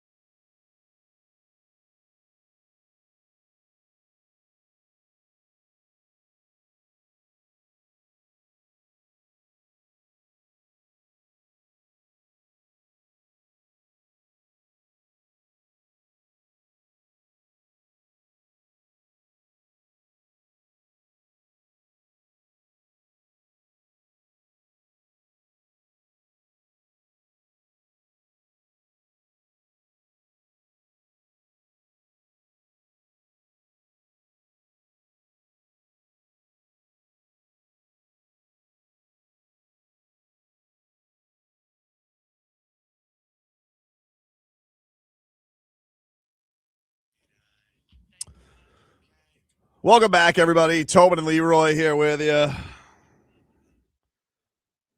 Was putting us in the ocean too much? Is that where I went too far today? Yes. Okay, I apologize. You have to ask. It was a little far because that's like our mortality, and like I think that was a little far for Giannis. I'm sorry. No, it's Really okay. dark, really fast. I didn't like the Aja and Bam Carolina The who? landscape. Asia? Her name is Aja, I thought. Mm-mm. Sorry, my apologies. I get a -1 now. -1. What? Do you get a -1 for calling the best women's basketball player on the planet Aja? You know, my apologies to For Asia. butchering English. My apologies, Asia. Big word for me, dog. It's not like it was just a mispronunciation of the name. It's not like you're acting like I don't know. Regardless, I didn't like the picket fence. Calling the Carolina. halftime performer this upcoming week Bad Booney. Well, you know what? It's kind of like when Vlad says, how does he say Pela's name? Pele? Pele. Pele? Or he says somebody else. You were saying Zubak. What were you saying earlier? If it's a Zubac. That's how Isn't you say it his name. Zubac? Oh, wait. Khalil instead of Kalal. Instead of Kalal. Some people still call him Khalil, but even though bothers it's me. that does bother me. But no, that is Zubac. That's how you say his name. I thought it was Zubac. I thought it was Zubac. Is I it don't Bach? know. I think it's Bach. I always hear Asia Bach. Wilson's more famous than Zubac or Bach. Sure. Whatever. Kyle, hello. Hey guys. So I know the vibes are a little low right now, but listen, we still got 3 hours. This could be posturing. 2 hours and 15 minutes. 2 hours and 15 minutes. My bad. This could be Pat Riley not wanting to put Pella on the table. This could be there still could be something. Shams has been wrong before. Just saying, let's give it some time. Bless your heart. QAM, what's your name? Gordon. Hey, Gordon, you're on the air. What do you want to say, buddy? No, I don't want to spend 20 minutes talking about Josh McRoberts again, but I mean, I spent a lot of money to go to these games, and I would tell you this. It's just, I don't want to see Jaime Jaquez and all these guys for 30 minutes a game, and that's what it's become. And while the Dolphins have sucked for so long, the Heat have been relevant and have been the team that we've been able to latch on and say, like, that's the team, and that's going to get us through all these months, because the Dolphin season usually ends by October or November, and they're irrelevant. True. But we can latch on to the Heat. But the reality is this. It's like, I've never seen a team now more irrelevant and more boring to watch. I don't want to watch this product. It's not interesting. And I can tell you this. I know we all love Bam Adebayo, and he's a very unique player. But on a championship quality team, and we may have this argument, and happy to have it, he should be your third best player. Your first two players should be the guys that you can count on to score 20 points a night. And he's not that kind of guy. He's a really unique and great at a lot of things, but he's your third best player on a championship team. And the Heat. I don't really think there's much of an argument. I think that it's been kind of proven what Bam's ceiling is, especially to lead a team with a record. I think that Bam is a guy who needs better players to lift his ceiling as well. All right, I don't think that you're saying anything inflammatory. So then my question to you is that if we can't get any better with what we have, and clearly we can't throw anything to get a player like Giannis or whatever, right? That all the players and all the things that we've got, the picks, these guys that are nice players, the reality is we don't have what it's going to take to get that player and still keep Bam. And I think we're at a point where we may just have to say, you know what, this whole thing doesn't work. And we've got to start all over again. And we've got to reinvent this team. And if Bam has to be part of that process to do that, and he's got to go because we got to throw Bam in to get someone else, then we're going to have to do it. It is what it is. Appreciate the call, Gordon. I don't think that they're going to do that with him I think it would have to be him going to them. Like, I don't know what one point does Bam go to the organization and say, hey, what are we doing? I want to win too. I don't know what that level. And I think that's part of the thing that maybe is into why they won't tank. I don't think they're not tanking. Well, let me take that back. I don't think they're not tanking for Bam Adebayo. I think that is kind of the organizational philosophy. The one thing I would say that I don't think that this organization is giving the fan base enough credit for, I think for a long time, because look, I went to those games. I started really like covering the team. I would go for the station to the 08, 09 teams a lot when it was D-Way with Michael Beasley and that kind of cast of misfits that, you know, Chuck would go on TV and say that it was Michael Jackson with a bunch of Tito's. And yeah, that building was not all the way full. And I think there's a level of the Heat organization that feels like they will lose this entire fan base if they take a step back and play for ping pong balls and that they can't get the market back. And I don't think that's the case. I think that one of the things that they should look upon as credit to them as an organization is because you have put a standard down for this organization. It was kind of what D-Wade was saying about this not being good enough. I feel like the fan base would give you the benefit of the doubt if it took a year or two to get the right type of things in a row to get this organization back to relevance. Like, you haven't done a Dallas Mavericks. You haven't even done a Sixers last year where the Sixers basically just went in the toilet and got Edgecomb. Like, if the Miami Heat went into this year and said, bam, like if they pulled a bam, rest your back the rest of the year, trade off Norm, trade off Wiggins, I think the Heat has this fear like 4 people would show up to the arena, and I don't think that's the case. I think that you could get this fan base revitalized. You just got to get the right player to do it. I do think that the player that probably every fan would like to watch a little bit more on this team because he's the most entertaining product when he's right is your 7'1" center. But the coach would rather have him on a leash of playing him 4 minutes a half. And if he has one guy blow past him, that's it. He goes into a shell. So I think the fan base, a guy who we've seen, you know, probably the best player going right now, and Victor Wembanyama, one of the only guys we've seen have the physical tools to even have a success against him is Khalil Ware. But you don't want to lean into that for whatever reason. So that's a problem too. Eric Spoelstra keeps talking about that this is the most young players they've had in a long time, like it's some type of a burden for him. And I'm sorry, that's how the league works right now. It's a young man's league. And you're not sitting here with D-Wade in the peak of his powers, Spo, to lean on like a snuggie, and that will comfort you for not having Michael Beasley. Like, you're going to have to do this. And you've done this with undrafted gems, guys who are a little more mature, like Duncan Robinson and Gabe Vincent and Kendrick Nunn, you know, and so like you could put up with one Tyler Hero, but when you got a bunch of young guys on this team, this coach does need to get more on board with playing young guys. And I do think that that's a philosophy with this organization that he's looked a little bit at with an arm's length. He has not embraced the youth movement of this team. And I think that's unfortunate because I got to tell you, I think the people in player personnel, especially the drafting department and scouting department, I think they've done a hell of a job given the picks that they've had. But it's a little frustrating when you see flashes, but oh no, they're taking their power's about to go out. When you see flashes like this, not D-Wade flashes of their talent, and the minute that there seems to be a little bit of a struggle, rats off a ship. Especially for some other guys more than others.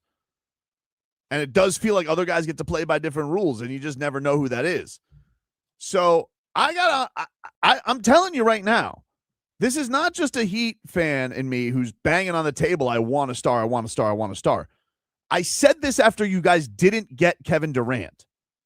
Okay? I said, I don't understand this. You're holding back somebody who you're not playing right now.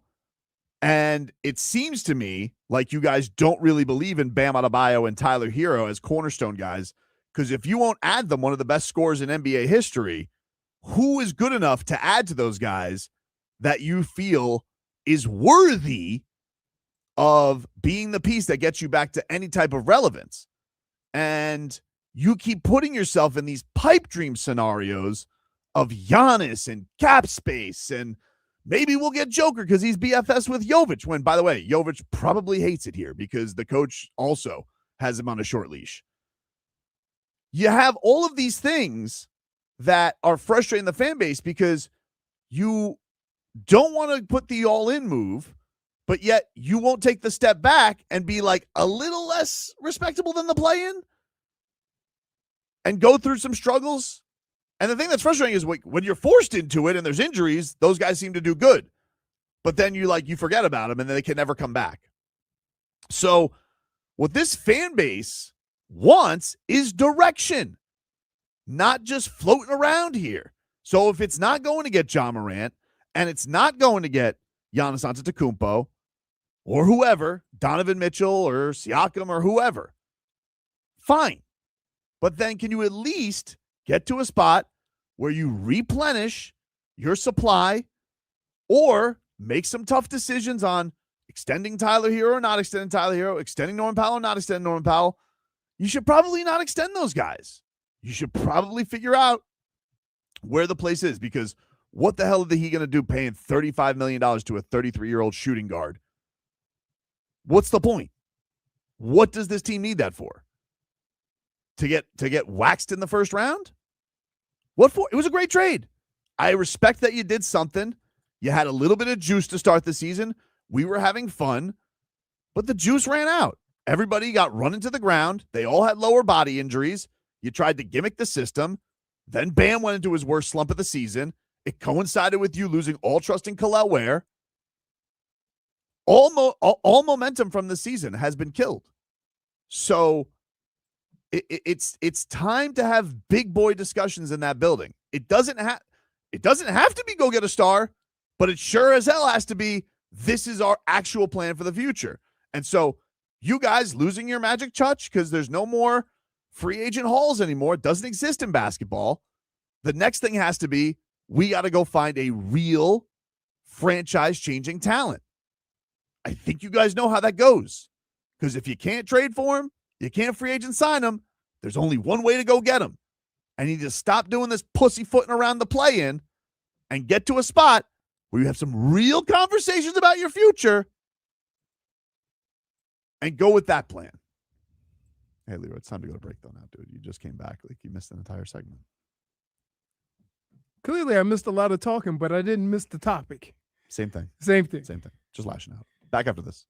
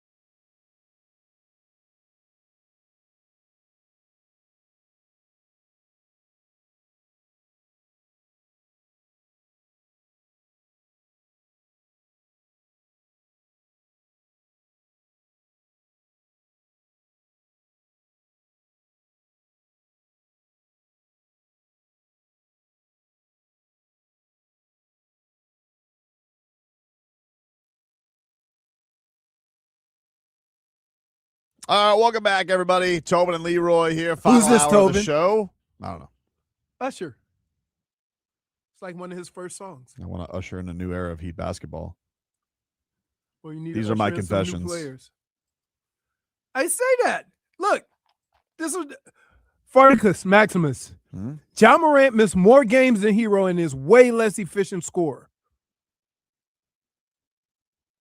You don't care, right? You just want something different. John Morant's been a better player in this league than Tyler Hero. Okay. Are you But disagreeing with that?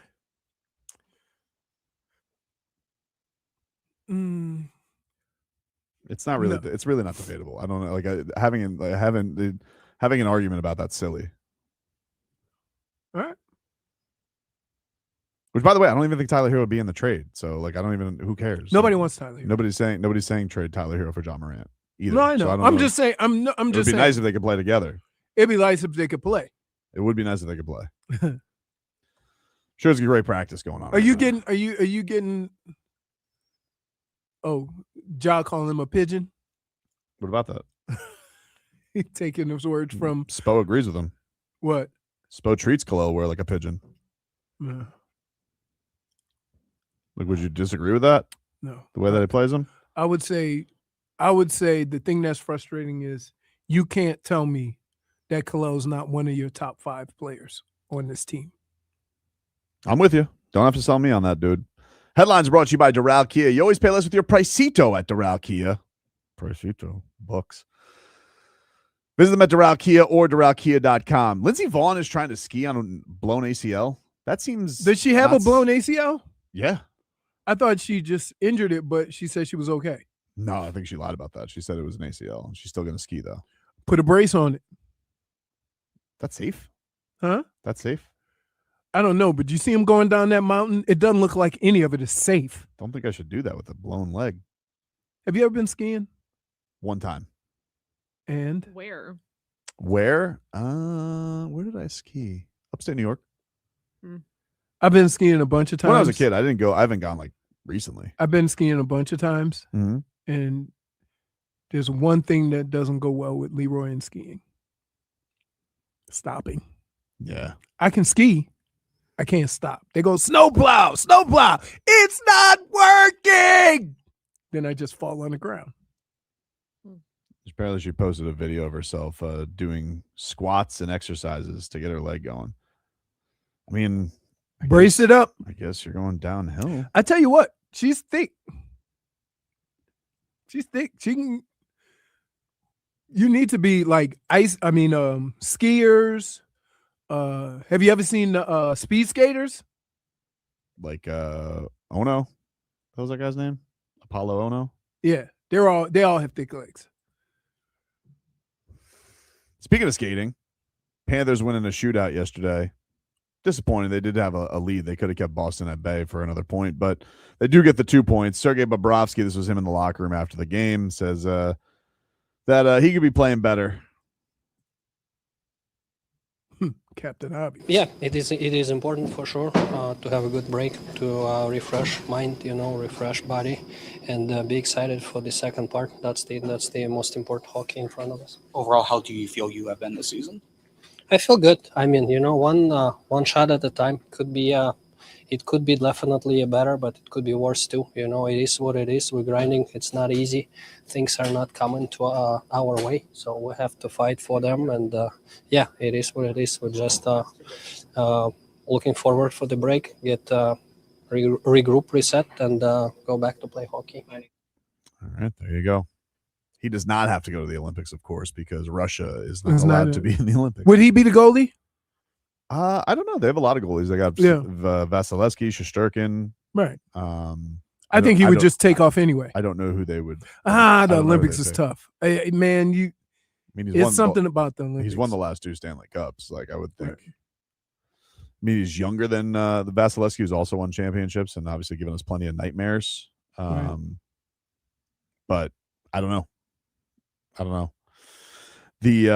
But doesn't matter. They're not going. So he gets to rest. We did find out Sam Bennett did get a replacement on Team Canada. So he's going. Marchand's going. Rhino's going.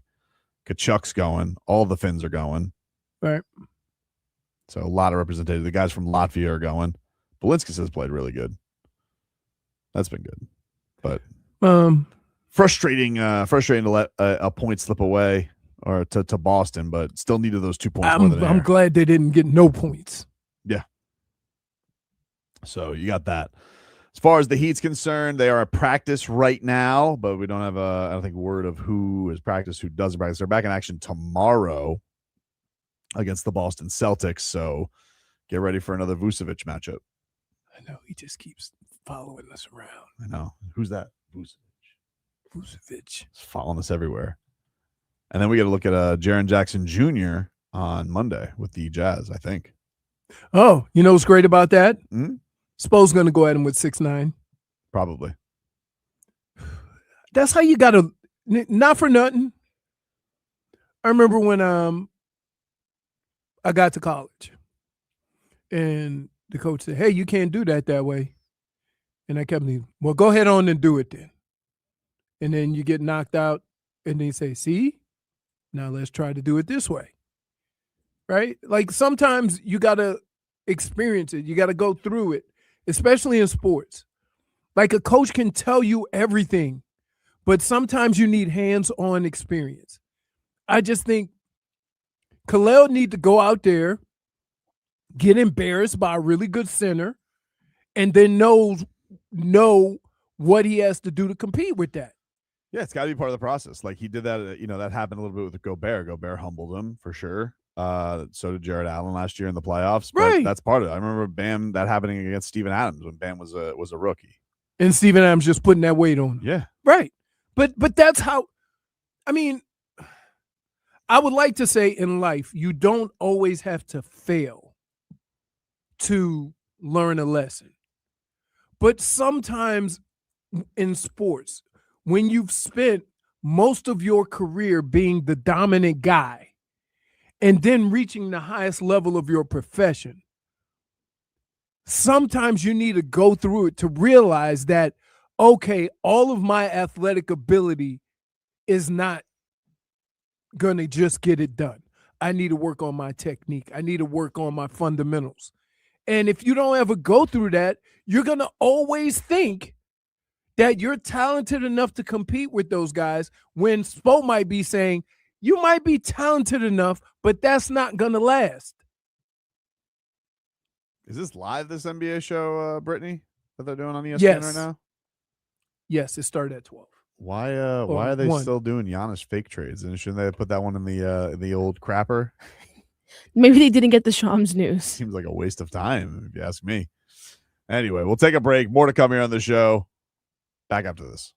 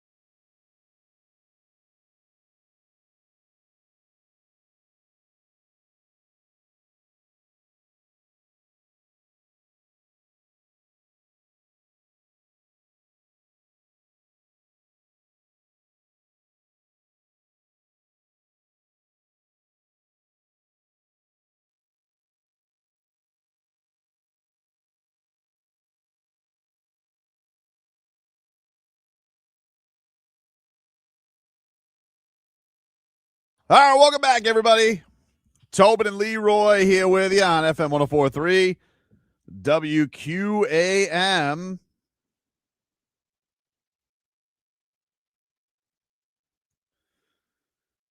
Miami Heat trade deadline is less than 2 hours away, 3 p.m. Eastern today. The big news of the afternoon was that the Milwaukee Bucks have informed teams they're not trading Giannis.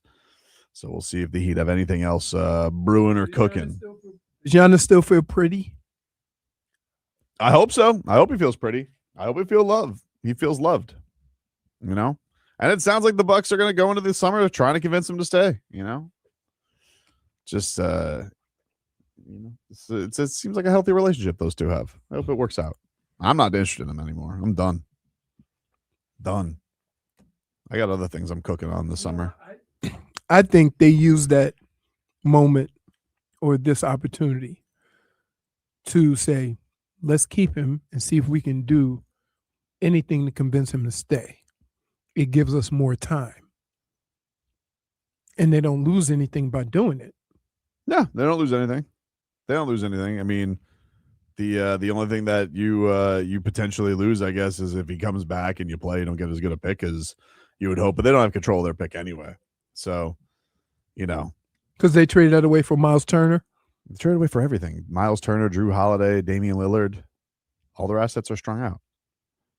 They didn't trade anything for Miles Turner. They signed him. You would have did it too if you could have. If I would have done what? If you could have got all those players, you would have traded all your assets. Yeah, I would have liked to. I would have liked the opportunity. I know. You know, but. So how are we feeling about old sitting on the fence over there? Can't seem to get their asses in a direction. How are we feeling, or how are you feeling about the Heat? Because it's not for lack of trying. Same thing with Dame. It's not for lack of trying. Just things didn't work out. I don't know how much they didn't try or how much they tried to the fullest. I know that they didn't go full all in for Kevin Durant. They wanted to get him on a sweetheart deal. Well, listen. You do need some self-awareness in these situations. And for years, Pat has been pulling these incredible trades off for little or nothing and not having to give up the farm for players and stuff like that. Mm-hmm. But maybe you just had a good run and now it's going to cost you, and you got to just accept the fact that you're not going to be able to do it the way you've always done it. Times have changed. Well, I think the thing that Heat fans find frustrating about this is you're right. They always do like to do deals on their terms, and I'm not against teams making savvy trades. Like they wanted to.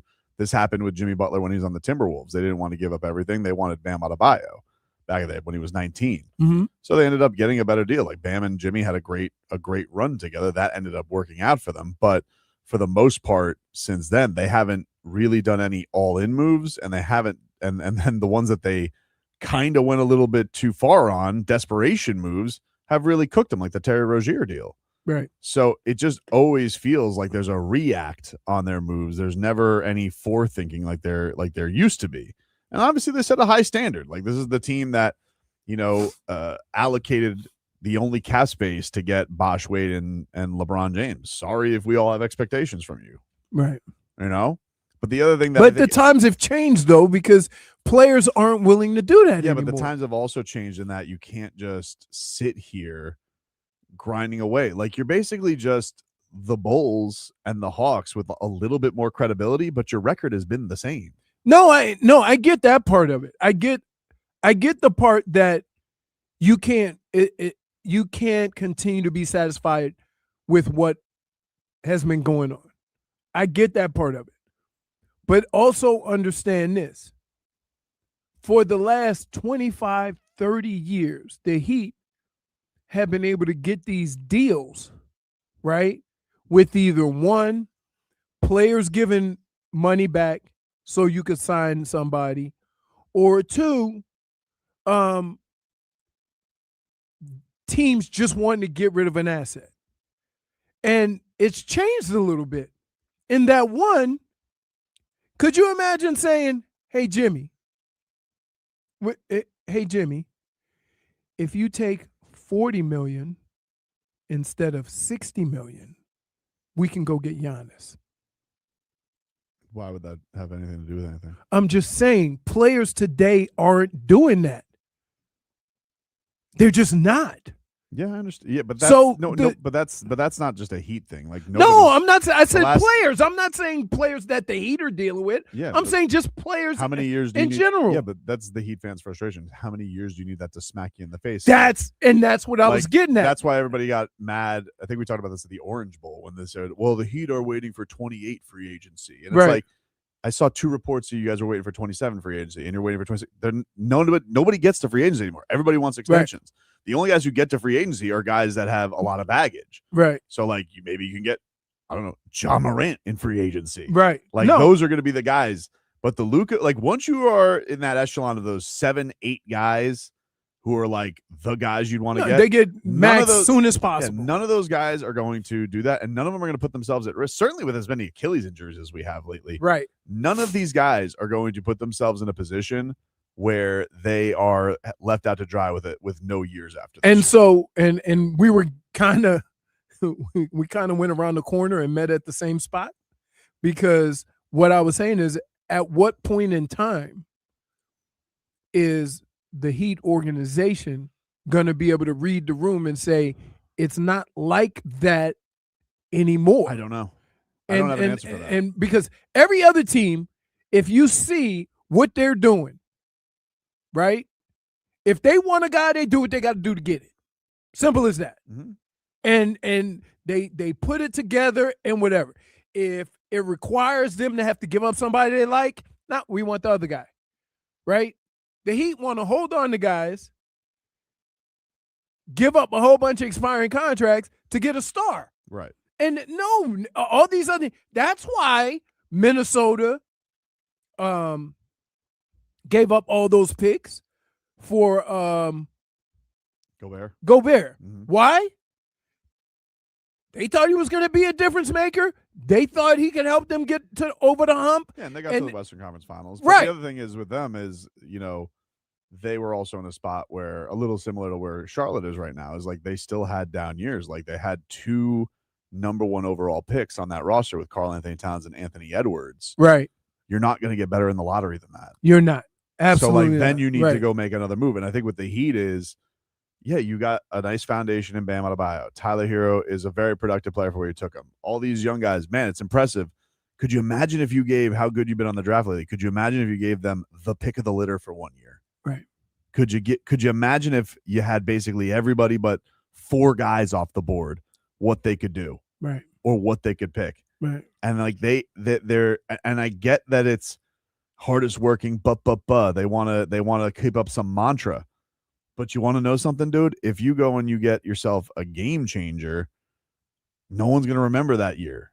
You Right. know, like Right. it's not going to happen. And I know that they're probably maybe, because this is the other thing with having an organization that's been together. It's a beautiful thing, but there's so many people that probably are shell shocked by it because they think Michael Beasley, Justice Winslow, how a lot of good that did for us. Right. But when you say times have changed, yeah, times have changed. You need to go find the guy. Everybody else is. Right. And, Is it more of a organizationally from the top to Spo that how they're trying to do things isn't working anymore? I think that the organization has a lot of generational differences. I think from from Mickey and Nick, there's an age gap there. I think from Pat to Spo. I think from Spo to the front office. Like, they're all united and they like to put up a united front, but like everybody has to really be on board and invested. Right. Of letting these picks take their lumps. And if you finish, you just did this last year, you finished with 37 wins. Okay, if you go out this year and you finish with 43 at the expense of what? You pay Developing a young guy. You played who instead of who? Right. And it's probably going to end up with the same thing happening. So I just think these guys, there's a lot of guys on this team that need more. And I just want to say one more thing. If they come back with the reasoning of this year being, well, Tyler Hero wasn't healthy and we didn't get to see him and Norm together. Oh, you're going to lose it? I'm going to jump out of a window. Because why would you believe that was going to be something that was going to work? Yeah, why? I mean, look, we shouldn't be the ones looking at this situation and coming to the conclusion that as much as you like Tyler, you can't depend on him being healthy. And the organization has not come to that conclusion yet. You see what I mean? They're getting paid to foresee these things. Mm-hmm. And we're just kind of seat of the pants, moment by moment type thing. But if we're acknowledging this, they should have already acknowledged it. Is that a safe assessment? Yeah. I also don't understand that not only is Spo not playing Kalel, but a team could come in when the shortest guy is 6'9", and he refuses to play Kalel. That seems to be the moment in which you have to be your toughest critic and your strongest coach to get him to understand what he has to do to compete. You should be in a spot where if you want to keep Bam and Norm, whatever, but it should really be Bam. It should be Pella, Jaime, Kalel, Kaspers, Jovic, taking their lumps all year. Correct. All year. Correct. All year, that's what you should do. Correct. Ira Winderman tweets out, Heat flight to Boston scheduled to depart at 3. Depart. That's what this does feel like. It feels like a depart. I thought I was hearing things, but okay. Scheduled to depart at 3:30. Everyone in practice today except for sideline Tyler Hero. About 90 minutes to go. So we have deadline. Mr. 6 to 8, and can we call him sideline? Yeah, we call him sideline. Boy sideline. Almost everyone around the Heat has done something. He's right. Almost everybody has. Let's see. Based World says, just trade Tyler and Bam just because I'm tired of the internal quarreling between the fan base. No, it's not that easy, dude. Macman says, if Bam wasn't here, would Ware play? I mean, I suppose by process of elimination. He definitely seems like he's gone. He has no interest in playing Bam and Ware together. Right. Either, that's what I was getting ready to say. which is also annoying. But why? Because I think that he feels like Bam's slump had to do with them playing together, and they weren't as good defensively as he wanted them to be. So, what are you? I'm just telling you. You asked for his reasoning. Are you sitting here and telling me that you believe Spo thinks the reason why Bam was struggling was because of Kalel? Are you asking me that as Eric Spoelstra? I'm asking you this as a grown-ass man. That you're telling me right now that Spo is blaming Kalel for Bam struggles. I believe that. In a way. And I get it. The metrics aren't good on them. Hold on. Together. I don't give a plus minus. I don't. Big minus. I'm gonna give you a big minus. Are you being Spo right now? I'm telling you Spo's reasoning. I'm not saying I agree with it. I'm just telling you that if you look at Kalel Ware's on off. Now we're looking at plus minus. No! What about when Kalel was like plus 30 and you sat him on the bench? Of everybody on this. What about when everybody on the court is 7 foot 6'10" and you put a Gila monster out there to guard a Tyrannosaurus Rex? Why do you put guys on the court against Orlando that they crisscross applesauce and then go mouse in the house and then treating us like Truly Nolan, dude? Somebody says truly nothing. Cameron says his nickname should be Where He At. Yeah, pretty much. Instead of Where Heat. Yep. That's a point. That was a good one. So I don't understand this. Point for YouTuber. Kalel, was he 21? 21, yes. Kalel, who just got in the league is taking the strays from Bam struggling? Mm-hmm. I feel like that. That's my opinion. Gotta tell you. Yep.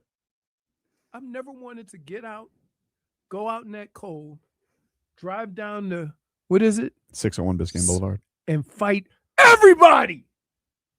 You blaming a young player for the older guy? Shouldn't, like, I'm going to just throw this out there.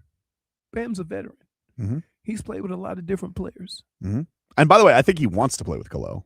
Should it be more on him to adjust? Yeah, well, I think as the captain to help the young guy? I think that's, again, this is Spo thinking, not me. I think he was thinking that Bam's adjustments weren't working in that case. That's why we have coaches. Fair point. The game plan. Yep.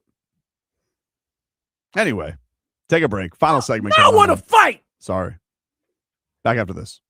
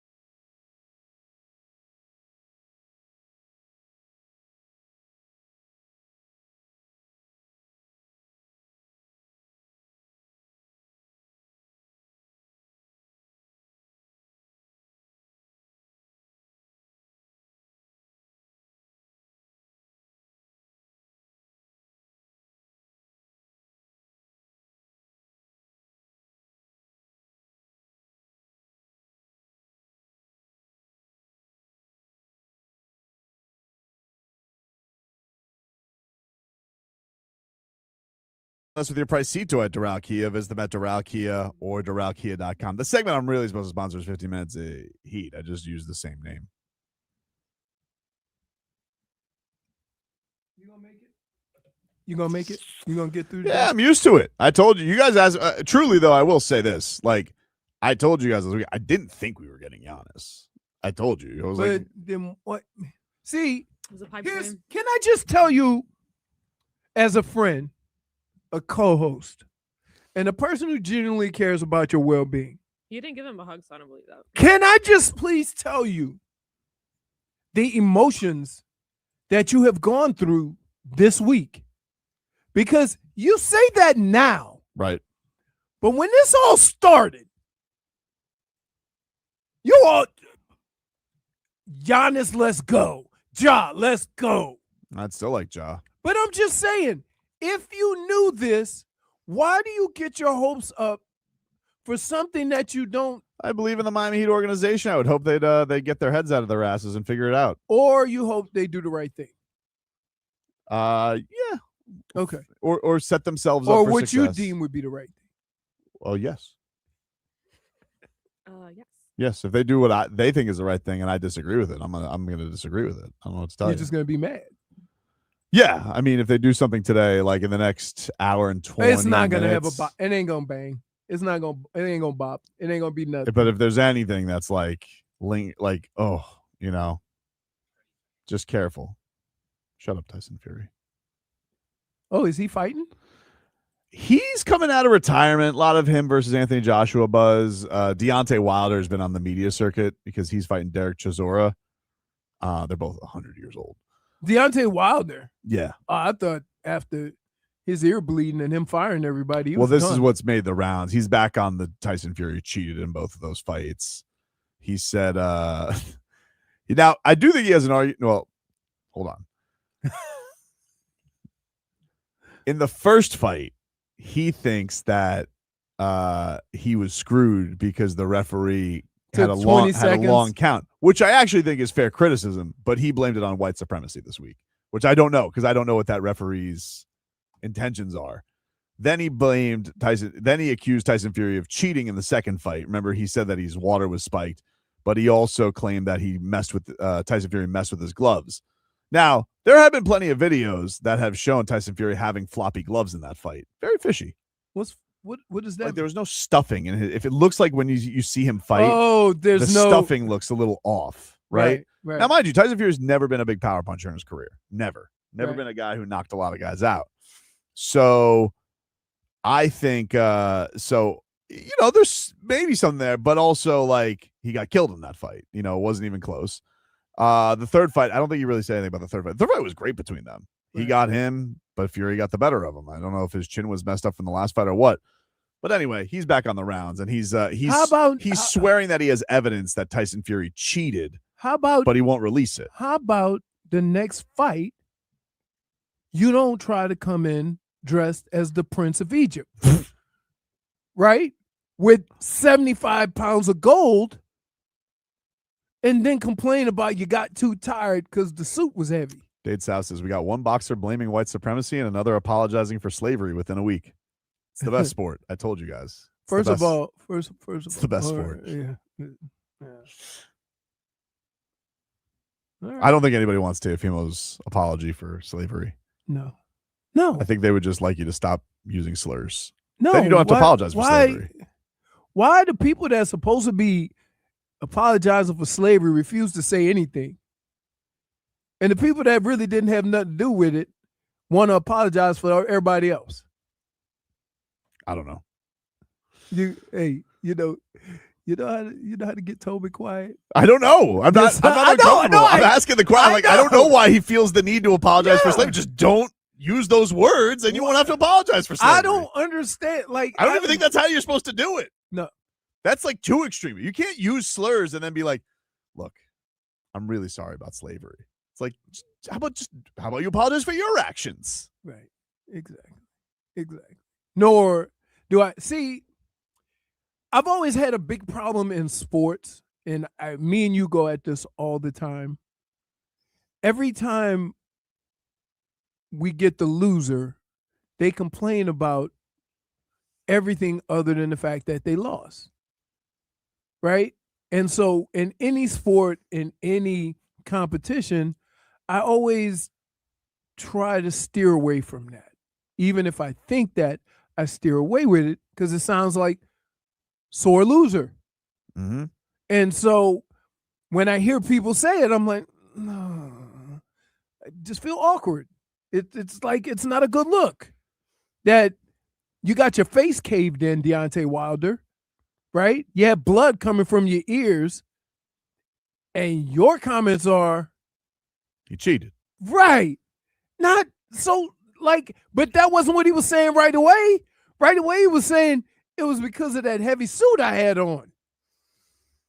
So make up your mind.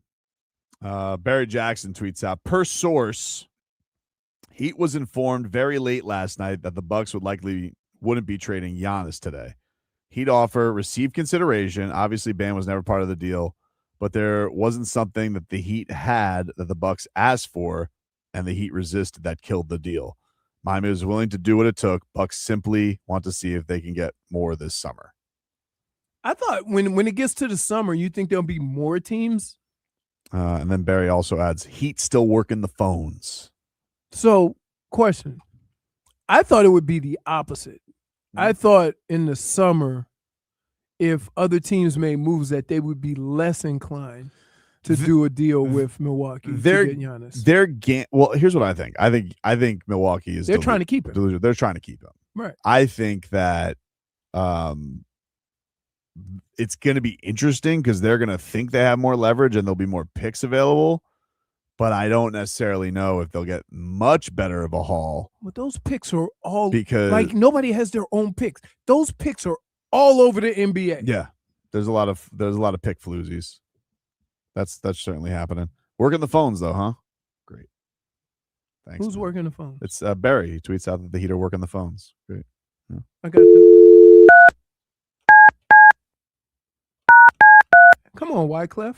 Would you call 911? Someone please go 911. The number you have dialed is not in service. Please. That's them working the phones.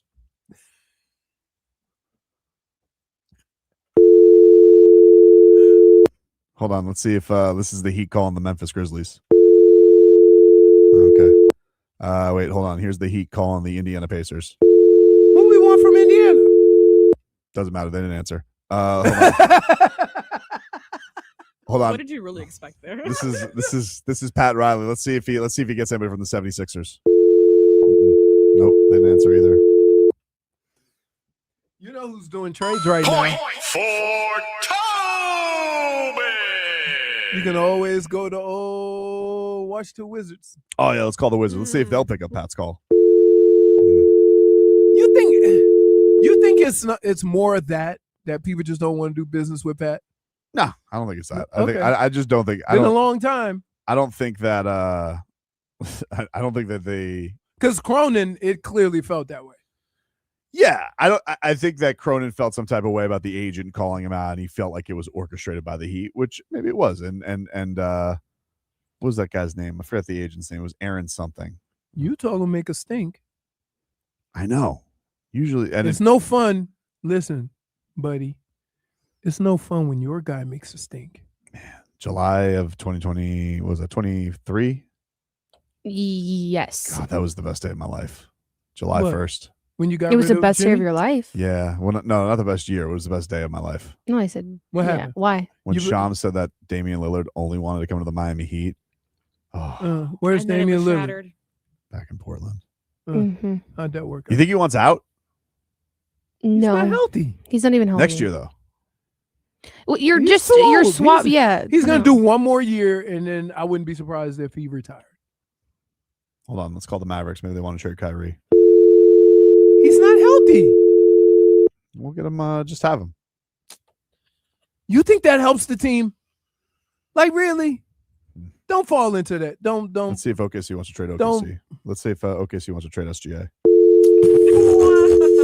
I'm so sure about that one. SGA would have to play by himself. Just 5-on-1. What part of this do you think is the Heat's handling of players and what part of it is the talent of the players? Because I don't think they have any stars on their hands, but I don't. They do have some talented players that they all do a lot of. The guy who I think is most physically talented, the coach can't stand him. The guys who are, I think Pelle Larsson's a good player. I think maybe he'll be a little bit better than TJ McConnell. TJ McConnell's a very useful player. He was huge for the Pacers. Everybody needs a TJ McConnell. You know what? What? That didn't come off right. Why? It just doesn't sound like a compliment. Two intangibles? It doesn't sound like a compliment. Why? TJ McConnell. I hate facing TJ McConnell. No, but it just didn't. What do you think he is? Did you find that to be a compliment? I personally didn't know. Right. Should I apologize? Yeah. Like Teofimo Lopez? So what? I apologize for racism. Slavery. I just want to apologize to the intangibles. Yeah. But no, you were calling somebody TJ McConnell. TJ McConnell's a good player. It's not. I don't think that's a compliment. It's not a compliment. No. Would you prefer Alex Caruso? Oh God.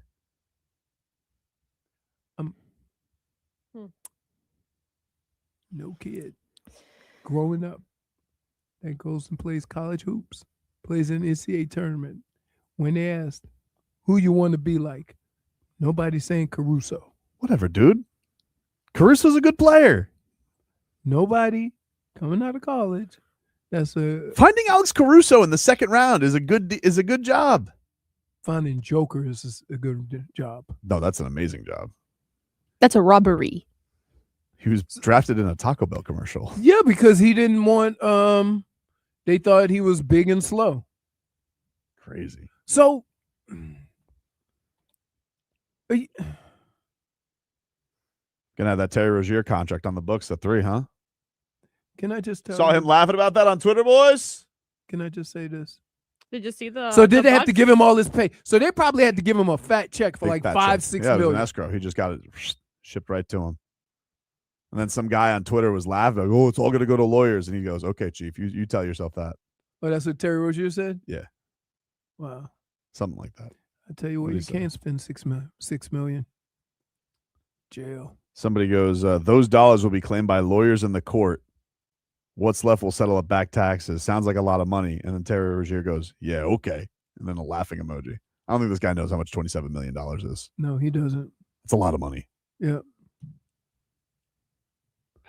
Wait. Oh, it's Cranky. It's the kid. That's Robert. Irwin. Huh? He's the son. Yeah. He looks old. Remember how young they were when his Isn't he dad like died? 21? Well, he was just on Dancing with the Stars, wasn't he? He sure was. Did He won. win? He won Dancing with the Mhm. Stars? Unfortunate. I don't want to talk about it. Why? Who lost? Alex Whitney? Earl. He just turned 22, by the way. Oh, did he really? Why? I'm not down with the toting of the snakes around. It's a better story for the son of the crocodile hunter. Of to course, win it's a better over Alex story, but let's Earl. not pull at heartstrings, even though he wasn't the best dancer by a long shot. All right, I know that Oh you my really care about. goodness. You're a dancing purist. I understand this. She has never been this animated about anything. That's not She true. wants to fight everybody. That's not I true. know. There's also the Canes. Yeah. You will. And F1, of course. F1. Oh, What do you I think? got really mad at Jalen Phillips. Man, you know what we haven't even done? We haven't even asked her about Lewis Hamilton hobnobbing with You know what, Kardashian. Tobin? Look, she sent this to me last week. Very upset. Don't even bring this up. Right Well, Oh, I'm so gonna now ask- he's dating a Kardashian? He's in It's the that Kardashian. you Kim? hurt people, and I know that you're hurt right now. I cannot believe that you brought that up. Well, it's the end of the show, but I'm going to bring it up tomorrow. Look at Please his don't. face. I'm going to bring it up tomorrow. You know that means he's cooked, right? Of course, I know what it means. He's not going. Of course, I know what it means. I don't want to. I really His legs can't are going to speak be about gone. this. Not going to be able to push down on that gas. You know, So when you're she right, was hobnobbing with Reggie Bush, he had 1,000 yards with the Dolphins. Yeah, but she wasn't. No, she was. She was no. She was who she was. No, She was who she No, was. she wasn't. She was who she was. She was Leroy. just about. She's always been No, who she was. She's always been who she was, but she wasn't there yet. Hey, Pat, go trade Lewis Hamilton for Lewis Hamilton. Get away from Kardashian. All right, that's our show for today, everybody. I'm sorry. I'll behave better tomorrow. No, you won't. directionless heat. I have nipples, Greg. Can you milk me? I doubt Pat Riley. Give me Ja Morant. Goodbye, loser.